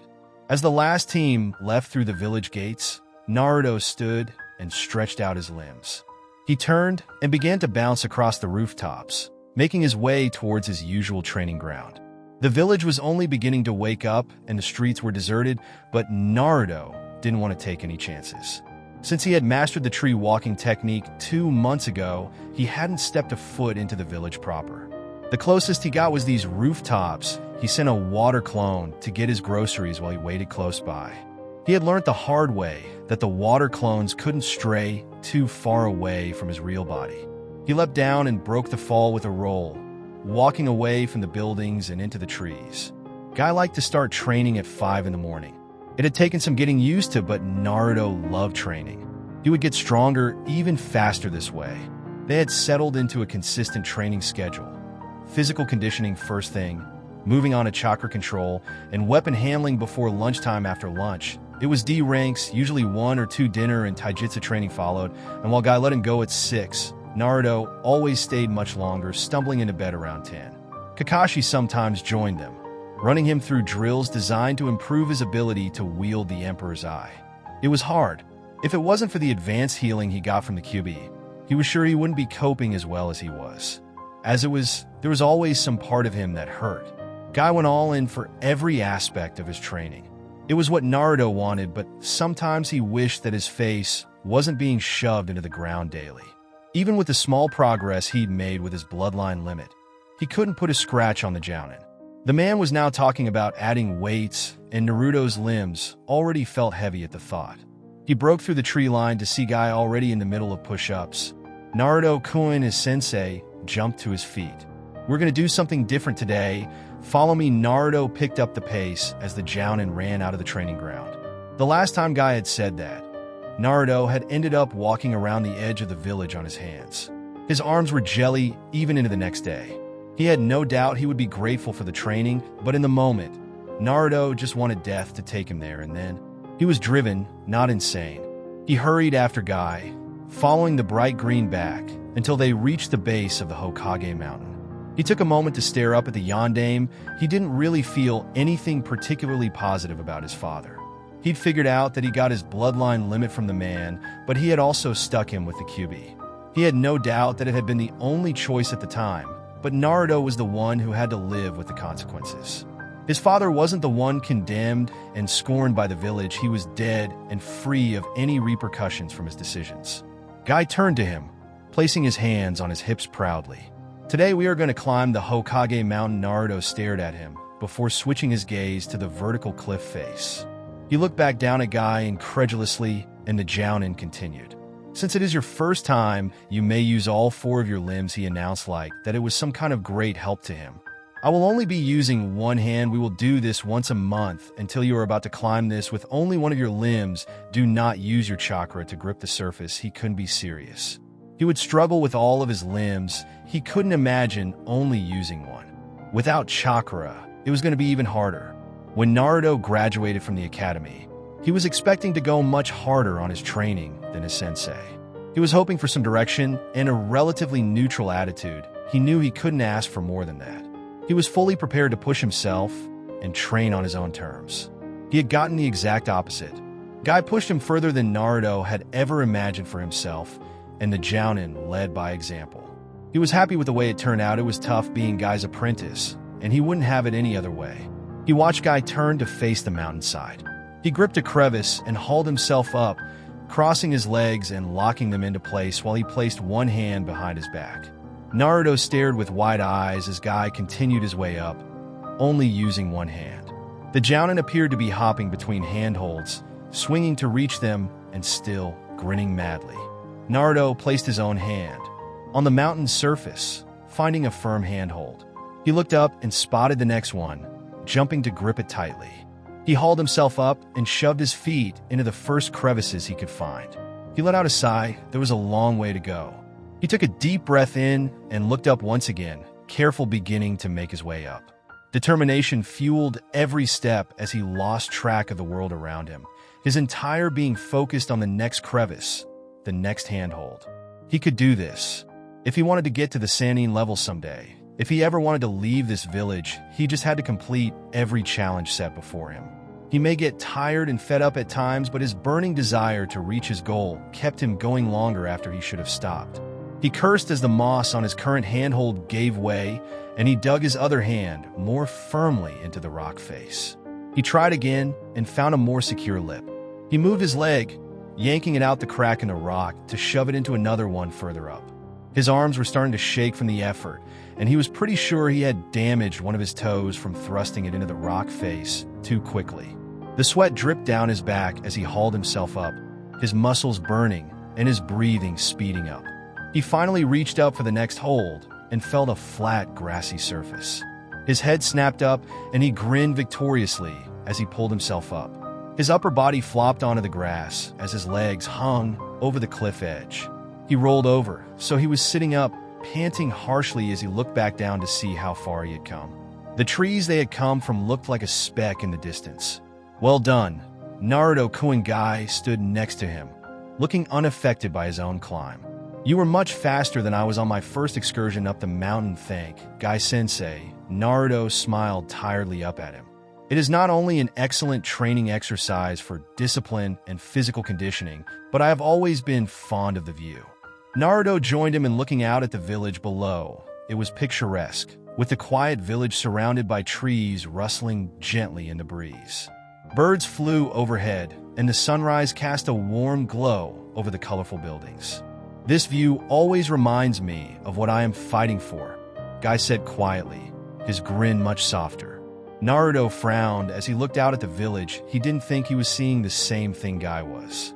Up here, he could imagine that he was separate from those down below, that he was observing the sleeping village as an outsider. He decided that he liked it up here too. It did remind him of what he was fighting for. It wasn't Konoha. Genma rolled his senbon between his teeth as he leaned against the soft sofa behind him.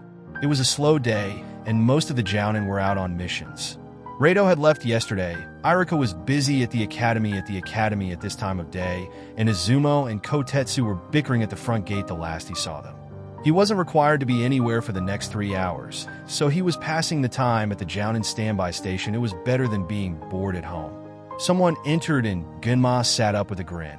Ebisu, his former Genin teammate, looked over at him, changing direction. You're not normally around at this time.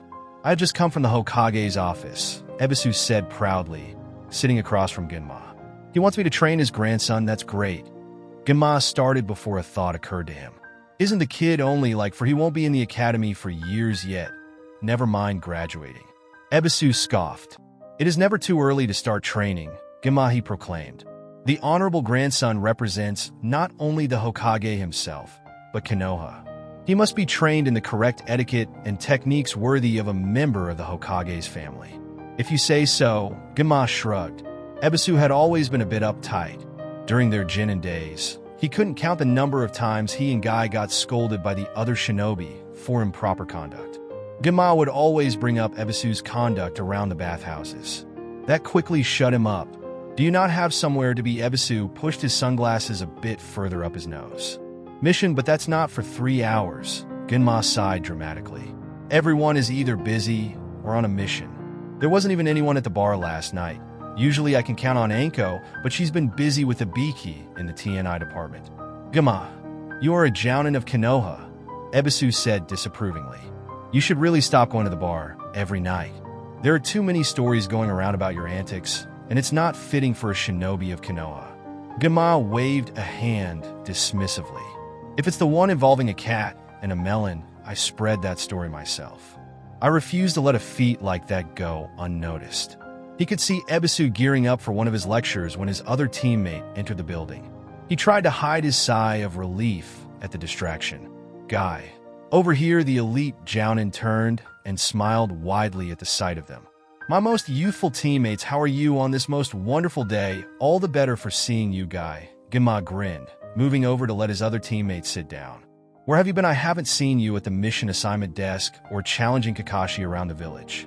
My Genin is keeping me busy. Guy laughed boisterously, patting Genma on the back. Genma just managed to save his senbon as he was jolted forward from the force. His youth and passion are unparalleled, and he encourages me to reach greater heights with my own training. You have a Genin team, Ebisu spoke up, leaning forward intently. I have one Genin, Guy answered. He's my apprentice. How'd you manage to only get one? Genma asked. Usually an apprenticeship happens after they make Chunin, or one Genin in the team is apprenticed while the others still train with them. It's unusual for one Genin to be apprenticed right off the bat. The last one was Kakashi, Ebisu nodded. When he was apprenticed to the Yondaime, before he got Obito and Rin. This is indeed a special case, Guy said at full volume. He will be specializing in taijutsu, and Hokage-sama decided that I was the best to teach him. I have no doubts he will one day surpass me if his youth continues to bloom so brightly. Who is it, Guy Sensei? Genma watched the QB container trek into the station, mud trailing behind him and a deep scowl on his face. A black sleeveless shirt was tucked in his slim black trousers, ending in white bandage that went into the top of his black shinobi sandals. His black fingerless gloves went into black bracers that went all the way up to his elbow. A sleeveless hoodie that was more brown than orange at this point hung loosely around him. His blonde, spiky hair hung slightly into his eyes, and the whisker marks were as obvious as ever. He couldn't spot his Hitai 8. He had nothing against the kid. He knew the Yondame's sealing worked better than that. It saddened him to see how the village treated the kid. He tried to make sure Uzumaki would at least be safe. Any drunkards at the bar who even suggested physical violence against the Uzumaki got a fist in their face. He couldn't really do more than that.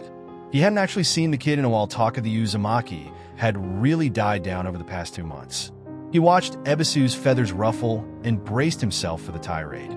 "You should not be in here," he huffed, standing and folding his arms.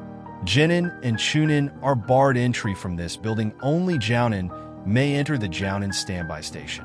"You must remove yourself at once." Before Guy could speak up, Uzumaki retaliated first.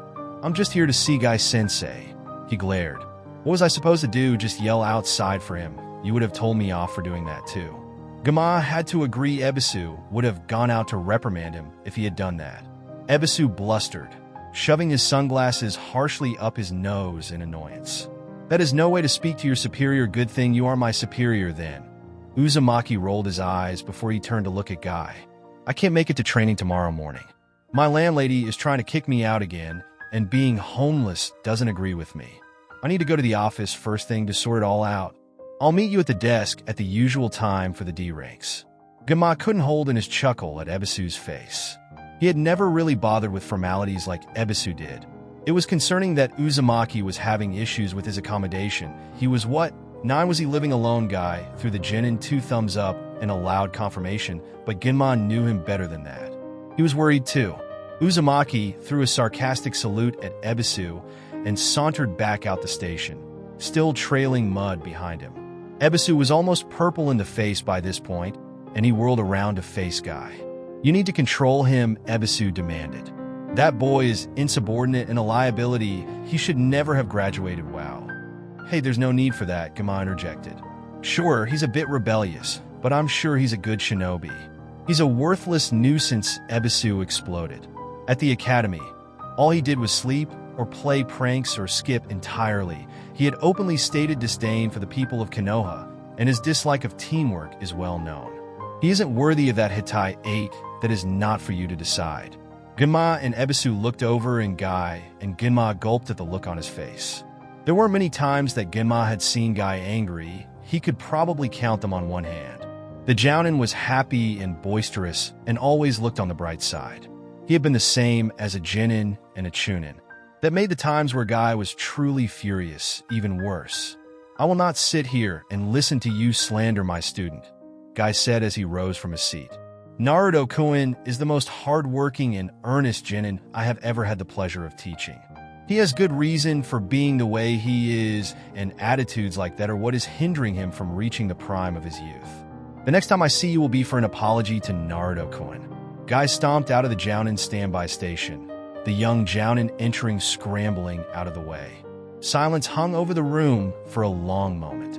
"Who the fuck pissed off Guy?" Gima looked pointedly at Ebisu as the man stared after their Genin teammate, the shock and indignation still clear across his face.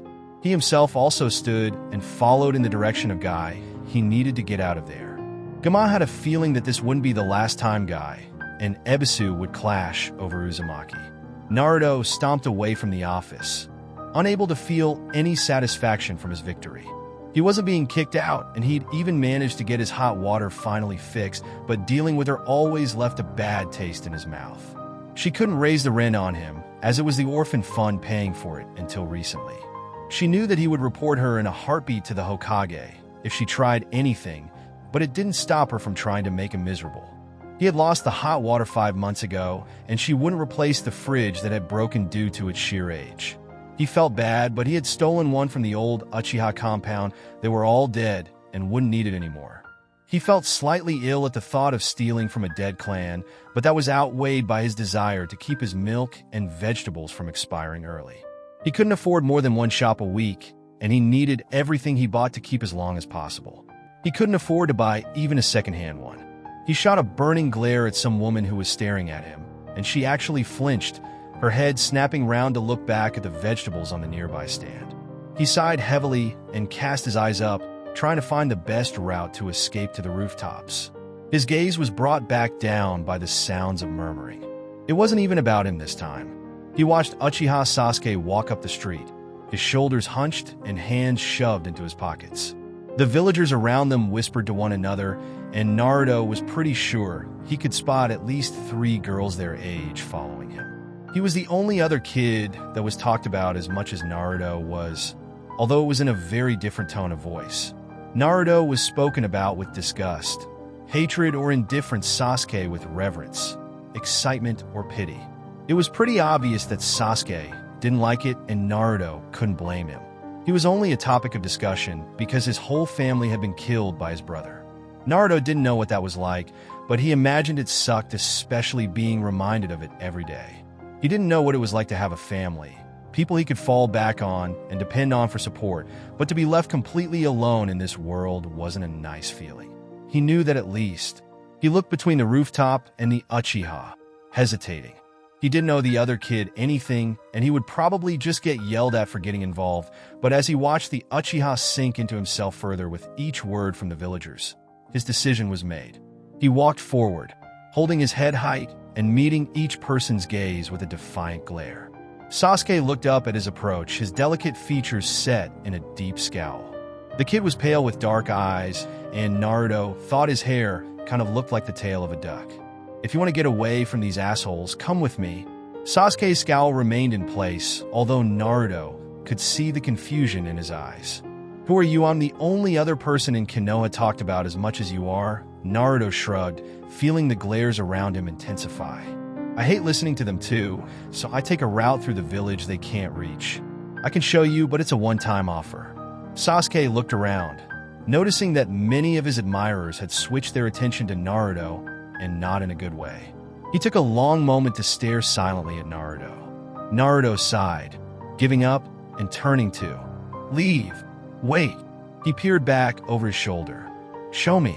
Naruto waved him forward and walked to one of the side alleys. He stopped, a bit surprised to see Sasuke right behind him. "You'll need to get on my back." Sasuke crossed his arms, affronted. "Why would I do that?" Naruto rolled his eyes, placing a foot on the wall and taking a couple of steps. He looked back down at Sasuke, satisfied to see the Uchiha scowl absent. He stared up at him with a slightly open mouth, and Naruto grinned at him. "Unless the academy is different from what I remember, you don't know how to walk up walls yet." Sasuke seemed to catch himself, and his frown returned. Naruto held out a hand, and Sasuke reached out reluctantly. He pulled the other boy up and onto his back, shocked at how easy it was. Maybe all those early morning physical conditioning sessions were actually paying off. He walked steadily up the wall and climbed over the lip of the building, dumping Sasuke down the moment they hit the flat surface. "I'm late for something, so I'll leave you to make your own way. Just don't fall, they would have my ass if they knew I brought an academy student up here." "Aren't you an academy student?" asked Sasuke. "You can't be older than me." "I'm probably younger," Naruto shrugged. "I have a late birthday." "That doesn't answer my question." "I guess it doesn't, huh?" Naruto prepared to jump to the next roof, but Sasuke spoke up again. "Why did you do this?" Naruto paused. "I know what it's like. Not the losing your family part, I've never had one to lose, but the rumors and whispering behind your back. It sucks, and now you've got no one to have your back."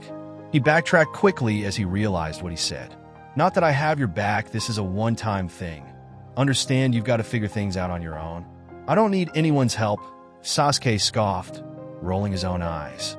"Good," Naruto nodded, "because no one is going to give it not without wanting something in return. You're on your own in Konoha. So what do you want?" Naruto opened his mouth, but then closed it. He didn't want anything, but that completely contradicted what he had just said. Shit, he had to think of something. "I want you to never mention this again," he blurted out. He leapt to the next rooftop, not daring to look back as he made his way to the mission assignment desk to meet up with Guy. He didn't need to help Sasuke, it's just he understood what it was like. He wanted nothing more than to escape when he was in Sasuke's position. He didn't want to be forced to listen to people talk about him, no matter what was being said. He also still felt guilty about the fridge. That's all it was.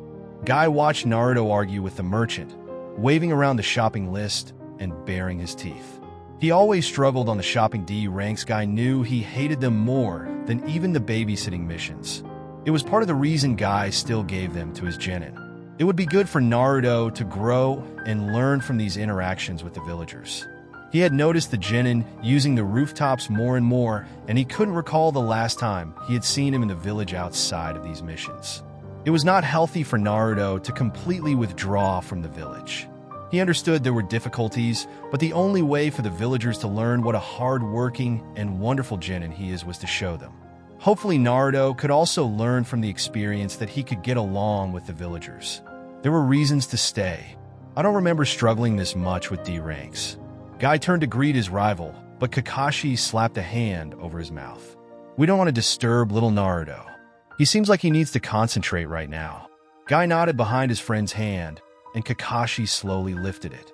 Guy beamed brightly at him before turning back to continue watching his genin. The argument was getting more heated. Guy could see Naruto's hand twitching towards his kunai pouch, but he was proud to see he was resisting. He remembered their talk about not pulling weapons on civilians.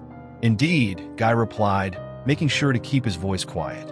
The bloom of his youth is apparent more than ever, but the villagers continue to be blind to it. There is hope, though. This is the longest he has spoken to a civilian in 2 months. He missed Kakashi's incredulous look. I don't know if that's a good thing, Guy. It doesn't seem like it's going well. It is still better than his avoidance, Guy said firmly.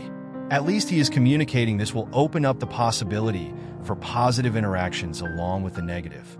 He stubbornly kept his grin on his face as he watched his student grab the bag of rice and shove the yen into the chest of the civilian, almost causing the man to lose his balance. The merchant screamed obscenities at his student as Naruto hauled the bag over his shoulder, throwing a middle finger behind him. He could feel Kakashi's stare. This is still an improvement, he insisted. His first week he stole the items and dropped the money on the ground in front of them.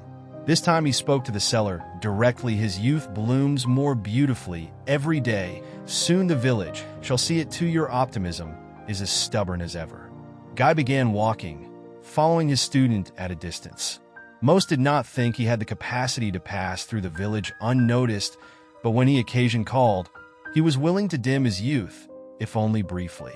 It was a necessary sacrifice, so he could support his student. How's it going with him with everything else? Kakashi shoved his hands in his pocket as he fell in step next to him. I only see him once a week or so for his dojutsu training. He is making great progress towards the springtime of his youth. Guy began, his voice rising until he noticed Naruto looking around. A bit quieter, he continued. His taijutsu improves every day, and he pushes himself to the limit every morning during his physical conditioning. He has been resistant to ninjutsu since he taught himself the water clone technique, but he has learned the required E-rank jutsu. He's very particular, isn't he? Kakashi watched the genin stomp through the village. I don't know many genin that could manage Mizu Bunshin in less than 2 weeks, much less on their own. Yet despite his obvious ability and capacity to be a ninjutsu expert, he shows no interest and prefers punching a wooden post for hours. He focuses when it interests him, but if it does not, actively avoids it, Guy agreed. It is an attitude that we are working on. Naruto-kun does listen to me more than he did when he first became my student, Guy said proudly. Are you making any progress on the teamwork thing? Guy paused. I'll take your silence as a no, said Kakashi, amused. Next time I want to shut you up, I'll bring it up again. It'll be a very convenient way for me to avoid your challenges. While he trusts me and listens to my training suggestions, I have not been able to make any headway with his reluctance to work with his fellow comrades. It is a difficult mindset to break. Kakashi actually stopped staring at him. Guy turned with a raised eyebrow, wondering what his rival was thinking. There was a strange look in his eye. I don't think I've ever heard you doubt yourself before, he said slowly, or be even vaguely negative at all. It's not like you. I am not being negative. Guy dismissed him, turning round to continue following after his student. It is not a youthful mentality to have. I also do not have doubts. Naruto-kun is a shining example of the best Konoha has to offer, and I am very lucky to be his sensei. Kakashi watched after him, that strange look still present in his gaze. Sure, Guy. His rival fell back in a step, and they walked along in silence for a few minutes. Guy took a moment to think on Kakashi's words. Was he acting differently? He had to admit that taking on a student was a bit different to what he had imagined when he had signed up for it back in December. He was grateful for Naruto, and he truly believed that the genin was improving in most areas. He would proudly proclaim to the entire village that he was Naruto's sensei. He just didn't know how to mend the rift between Naruto and the rest of the village. His student's upbringing was a barrier that Guy had never encountered before. He loved the village and would do anything to protect it. His student was very much the opposite. He grinned brightly as Naruto spoke to the woman running the lychee stand civilly, procuring a bunch without raising his voice or physical aggression. Guy turned to beam at Kakashi. Pointedly, his rival looked away from him in response. His smile dimmed slightly as Naruto proceeded to pull a kunai on the next stall, his loud voice echoing over the village. There was still more work to be done. Naruto let out a deep breath, trying to calm himself down. Frustration did not help him with the tree walking exercise. It would not help here. When Guy had suggested the next step in chakra control training, he had been eager to learn. The satisfaction he had from completing the tree walking still lingered, and foolishly, he had thought that since he managed that one, the next one would be easier. 3 weeks and 3 damp sets of clothes later, he was ready to scream. He had taken to wearing shorts to training now, and paired with his usual black sleeveless shirt, it was much easier to rinse out his clothes now. He was still resentful of the fact that he hadn't really been dry since he had started learning the exercise. At least it wasn't winter. The heating in his apartment was bad enough without being soaked. The small lake beside the training ground was still cold on the best of days. "You are doing magnificently, Naruto-kun," he sighed, although a small smile did escape. He could always count on Guy-sensei for unwarranted praise. He hadn't done anything to earn it yet, but it was nice to have someone on his side. "I can only take 2 steps, Guy-sensei." Guy bounced up to him, his bowl cut flopping over his bushy eyebrows as he beamed widely, his white teeth sparkling. He was still wearing the tight green spandex and the orange leg warmers. Naruto would have thought he owned some sort of other clothes, but apparently not. His sensei was still trying to convince Naruto to wear his Heidi 8.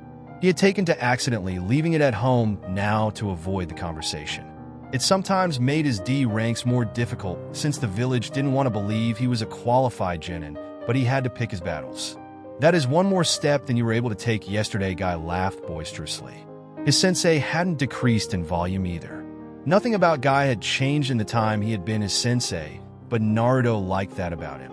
He was consistent, and Naruto was more willing to believe his earnestness this way. "I guess so," he reluctantly agreed. "Are you ready for your D rank?" Naruto cursed silently. He would have said it out loud, but last time he had used that kind of language in front of Guy-sensei, he'd ended up with an hour-long lecture on the power of words and on how some would hamper his youth. It was just easier to say it out of his teacher's hearing range. "I may have forgotten I was doing one today," he sighed.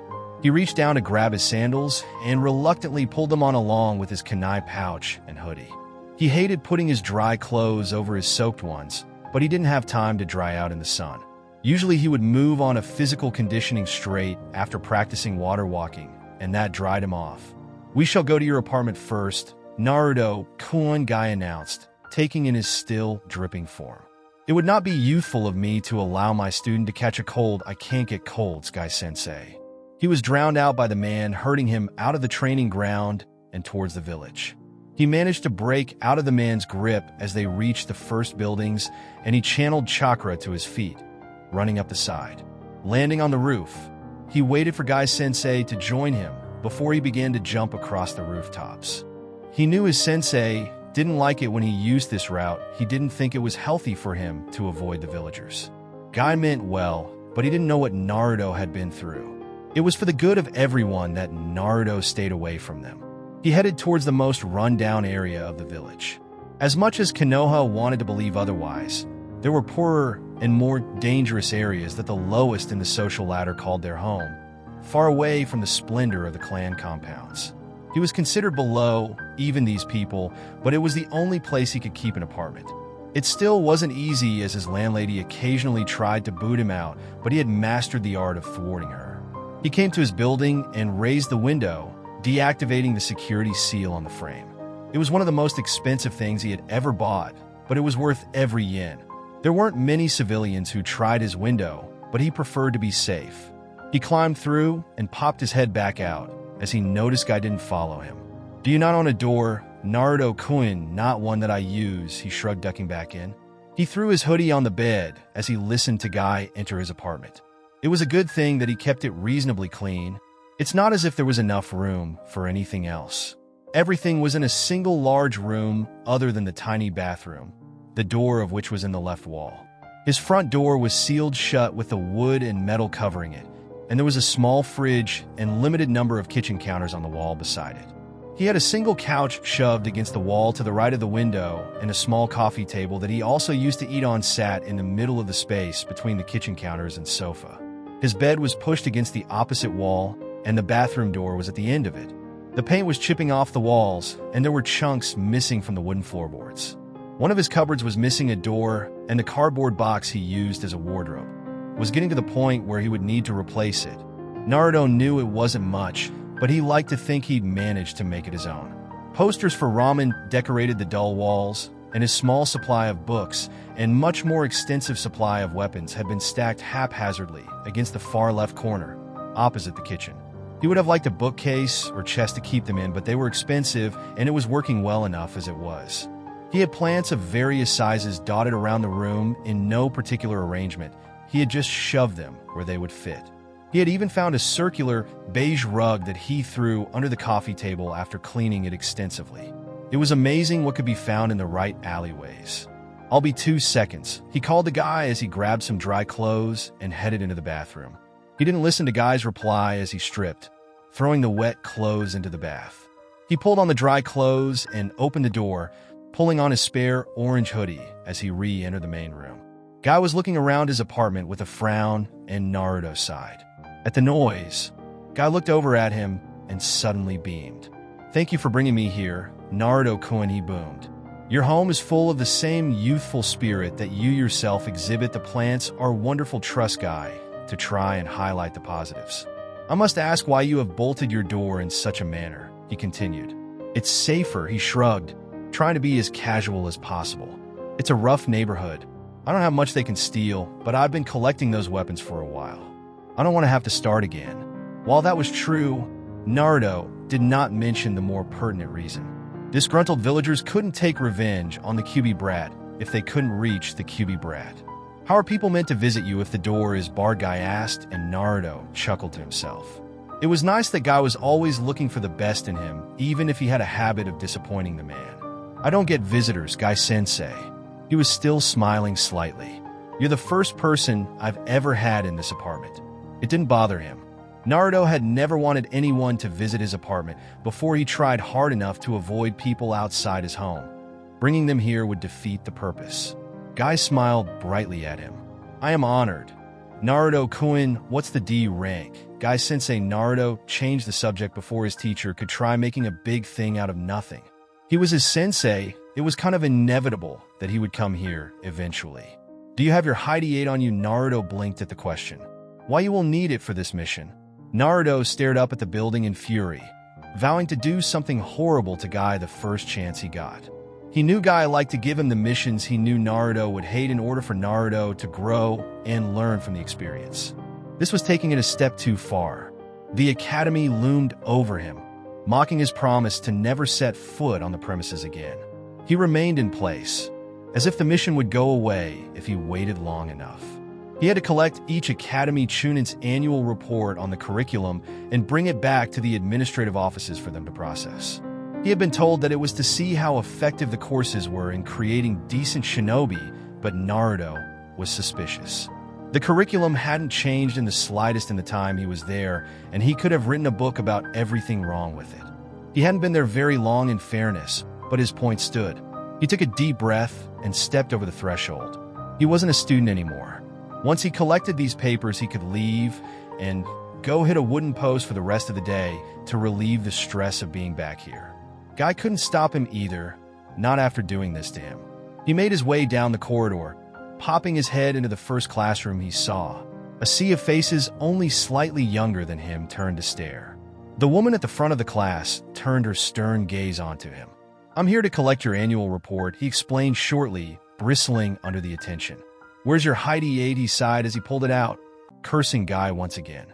The man had known. The woman scanned the piece of metal before thrusting the pages into his hand, slamming the door shut behind him. He had to repeat this process with every single chunin he spoke to. The annoyance just continued to build with every interaction. They all knew he graduated. He hadn't exactly been invisible when he was a student here, and between the altercations with the other students and his status, he knew these people knew who he was. They had to have known he graduated. Hideki Sensei had barely looked at him when he turned up at his classroom. He came to the final door, and he slammed it open. He was done with being polite and respectful. He wanted to leave and never come back. If Guy ever gave him another mission like this one, he would tell his teacher to shove it. There was a bad memory around every corner, and every sensei reminded him of the days where he was helpless to defend himself. He hadn't realized just how spoiled he was with Guy until he came back here and was reminded of how much worse his life had been. That is no way to enter a classroom, the sensei exclaimed, especially when arriving late. Naruto eyed the man. Brown hair pulled up into a spiky hairstyle similar to the Nara and a long horizontal scar across his nose. He seemed a bit younger than the other teachers. His warm brown eyes were annoyed, but not malicious. I'm not late, Naruto huffed. I'm not a student. I'm just here to get your annual report. He held out his Itai 8, already anticipating resistance. The man scanned the object before his eyes were drawn back to Naruto's face. Naruto could pinpoint the exact moment the man realized who he was because he actually took a step back, his eyes widening. Naruto rolled his eyes as he looked over to the students. They all looked back to him with varying levels of confusion. He was about to look away when he caught the gaze of the Uchiha. He prayed that he would keep his mouth shut. It was hoping for too much. The boys stood, pointing at him. A pink-haired girl looked back and forth between him and Sasuke with a scowl. How do you know Sasuke-kun? She demanded. I don't. Naruto shot back quickly. Who even are you? The platinum blonde next to her raised an eyebrow. Why aren't you in our class? Naruto shook the Heidi 8 in her direction, mentally urging the teacher to hurry up with the report. The man had been spurred into action by his students' voices, and he was rummaging around his desk, throwing Naruto nervous glances the entire time. That doesn't tell us who you are, the blonde said haughtily. That's not my problem. He internally cried out in victory as he snatched the papers out of the teacher's hand and left, abandoning the door as he walked quickly to the exit. He never wanted to do this. Again, Sasuke heaved himself onto the rooftop, checking to see if anyone had spotted him. He'd been climbing up every chance he could get to find that blonde boy again. He had to use his hands, unlike the other boy who had managed to walk up it, but he was getting faster every time. He needed to find that guy and get him to teach him how to do that. He had to get strong, and the other kids at the academy were only holding him back. He was reluctant to even ask this boy, but he also wasn't dumb enough to turn down an opportunity to get stronger. If only he could find him. All he knew was that he was a shinobi. He didn't know his name, and judging from his answers in the classroom, being vague and unhelpful with his answers was a theme with him. He shouldn't be hard to find how many other kids were there with whisker marks on their cheeks, and an orange hoodie. Iruka Sensei had acted like he had no idea who the other boy was when Sasuke had asked him after class, but he had seen the man's reaction to the blonde. There was something his teacher wasn't telling him.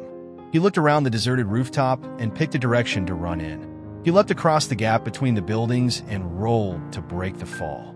He rose to his feet and prepared himself to repeat the process. A voice stopped him. What are you doing up here? He snapped his head towards the voice to see the blonde standing on the rooftop he had just jumped from, with an eyebrow raised and his arms crossed. You know the AMBU will personally shove you off the roof if they catch you. The boy continued before he paused. Or maybe that was just me. What's your name? Sasuke demanded before he had a chance to leave. The blonde just looked at him. Why do you want to know? Sasuke gritted his teeth in frustration and took a running leap back across. He stood and faced the shorter boy. It's not a hard question, Naruto, the other boy offered.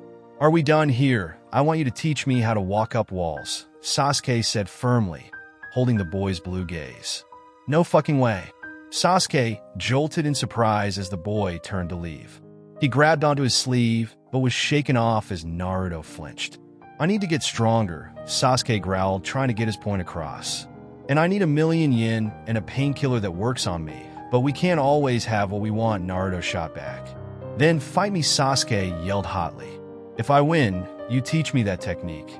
Naruto just shot him an incredulous look that only served to make Sasuke angrier. I can't fight you. Do you know how much trouble I would be in for that? You're an academy student. Are you looking down on me? Sasuke hissed, his fist trembling. He was taken aback for a second at the confused look Naruto was sporting. I can't look down on you, he said slowly, a stark contrast to the fury bubbling up within Sasuke. You're taller than me. Sasuke almost hit him, but he refrained. He didn't remember the last time someone had managed to get under his skin like this, and the worst part was that he wasn't even trying. No one at the academy was worth thinking about, and yet when he found someone that he could use, he wasn't interested. The blonde didn't understand Sasuke needed to get stronger. You have to teach me, Sasuke said intently. I don't have to do shit, Naruto frowned back at him. I don't owe you anything, and just telling me I have to teach you is not a way to get on my good side. You're strong, Sasuke insisted, trying to make him understand. Well, Naruto rolled his eyes. Now I'm going to leave, and you're going to forget I ever existed. Okay, last thing I need is the last Uchiha following me around. Sasuke hated that name. He heard it in whispers around the village. All it did was remind him of what he had lost. He wasn't even the last Uchiha. His brother was still out there, and while one day he would be the last Uchiha after he killed Itachi, hearing it now just made him think of how far he had to go. Hey, I'm sorry. His eyes darted back to the blonde. You apparently don't like that name, so I won't use it again. Seriously though, leave me alone. He watched the blonde leave and didn't attempt to follow. He did this last time, acted cold and vague, and then turned round and did something considerate for no apparent reason.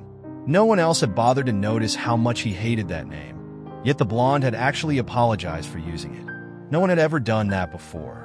It strengthened Sasuke's resolve to get the other boy to fight. He would just have to find a reason to convince Naruto. He would start by finding as much information as he could on the genin. Please comment what to do to improve the videos that are going to come out soon. Thank you, bye.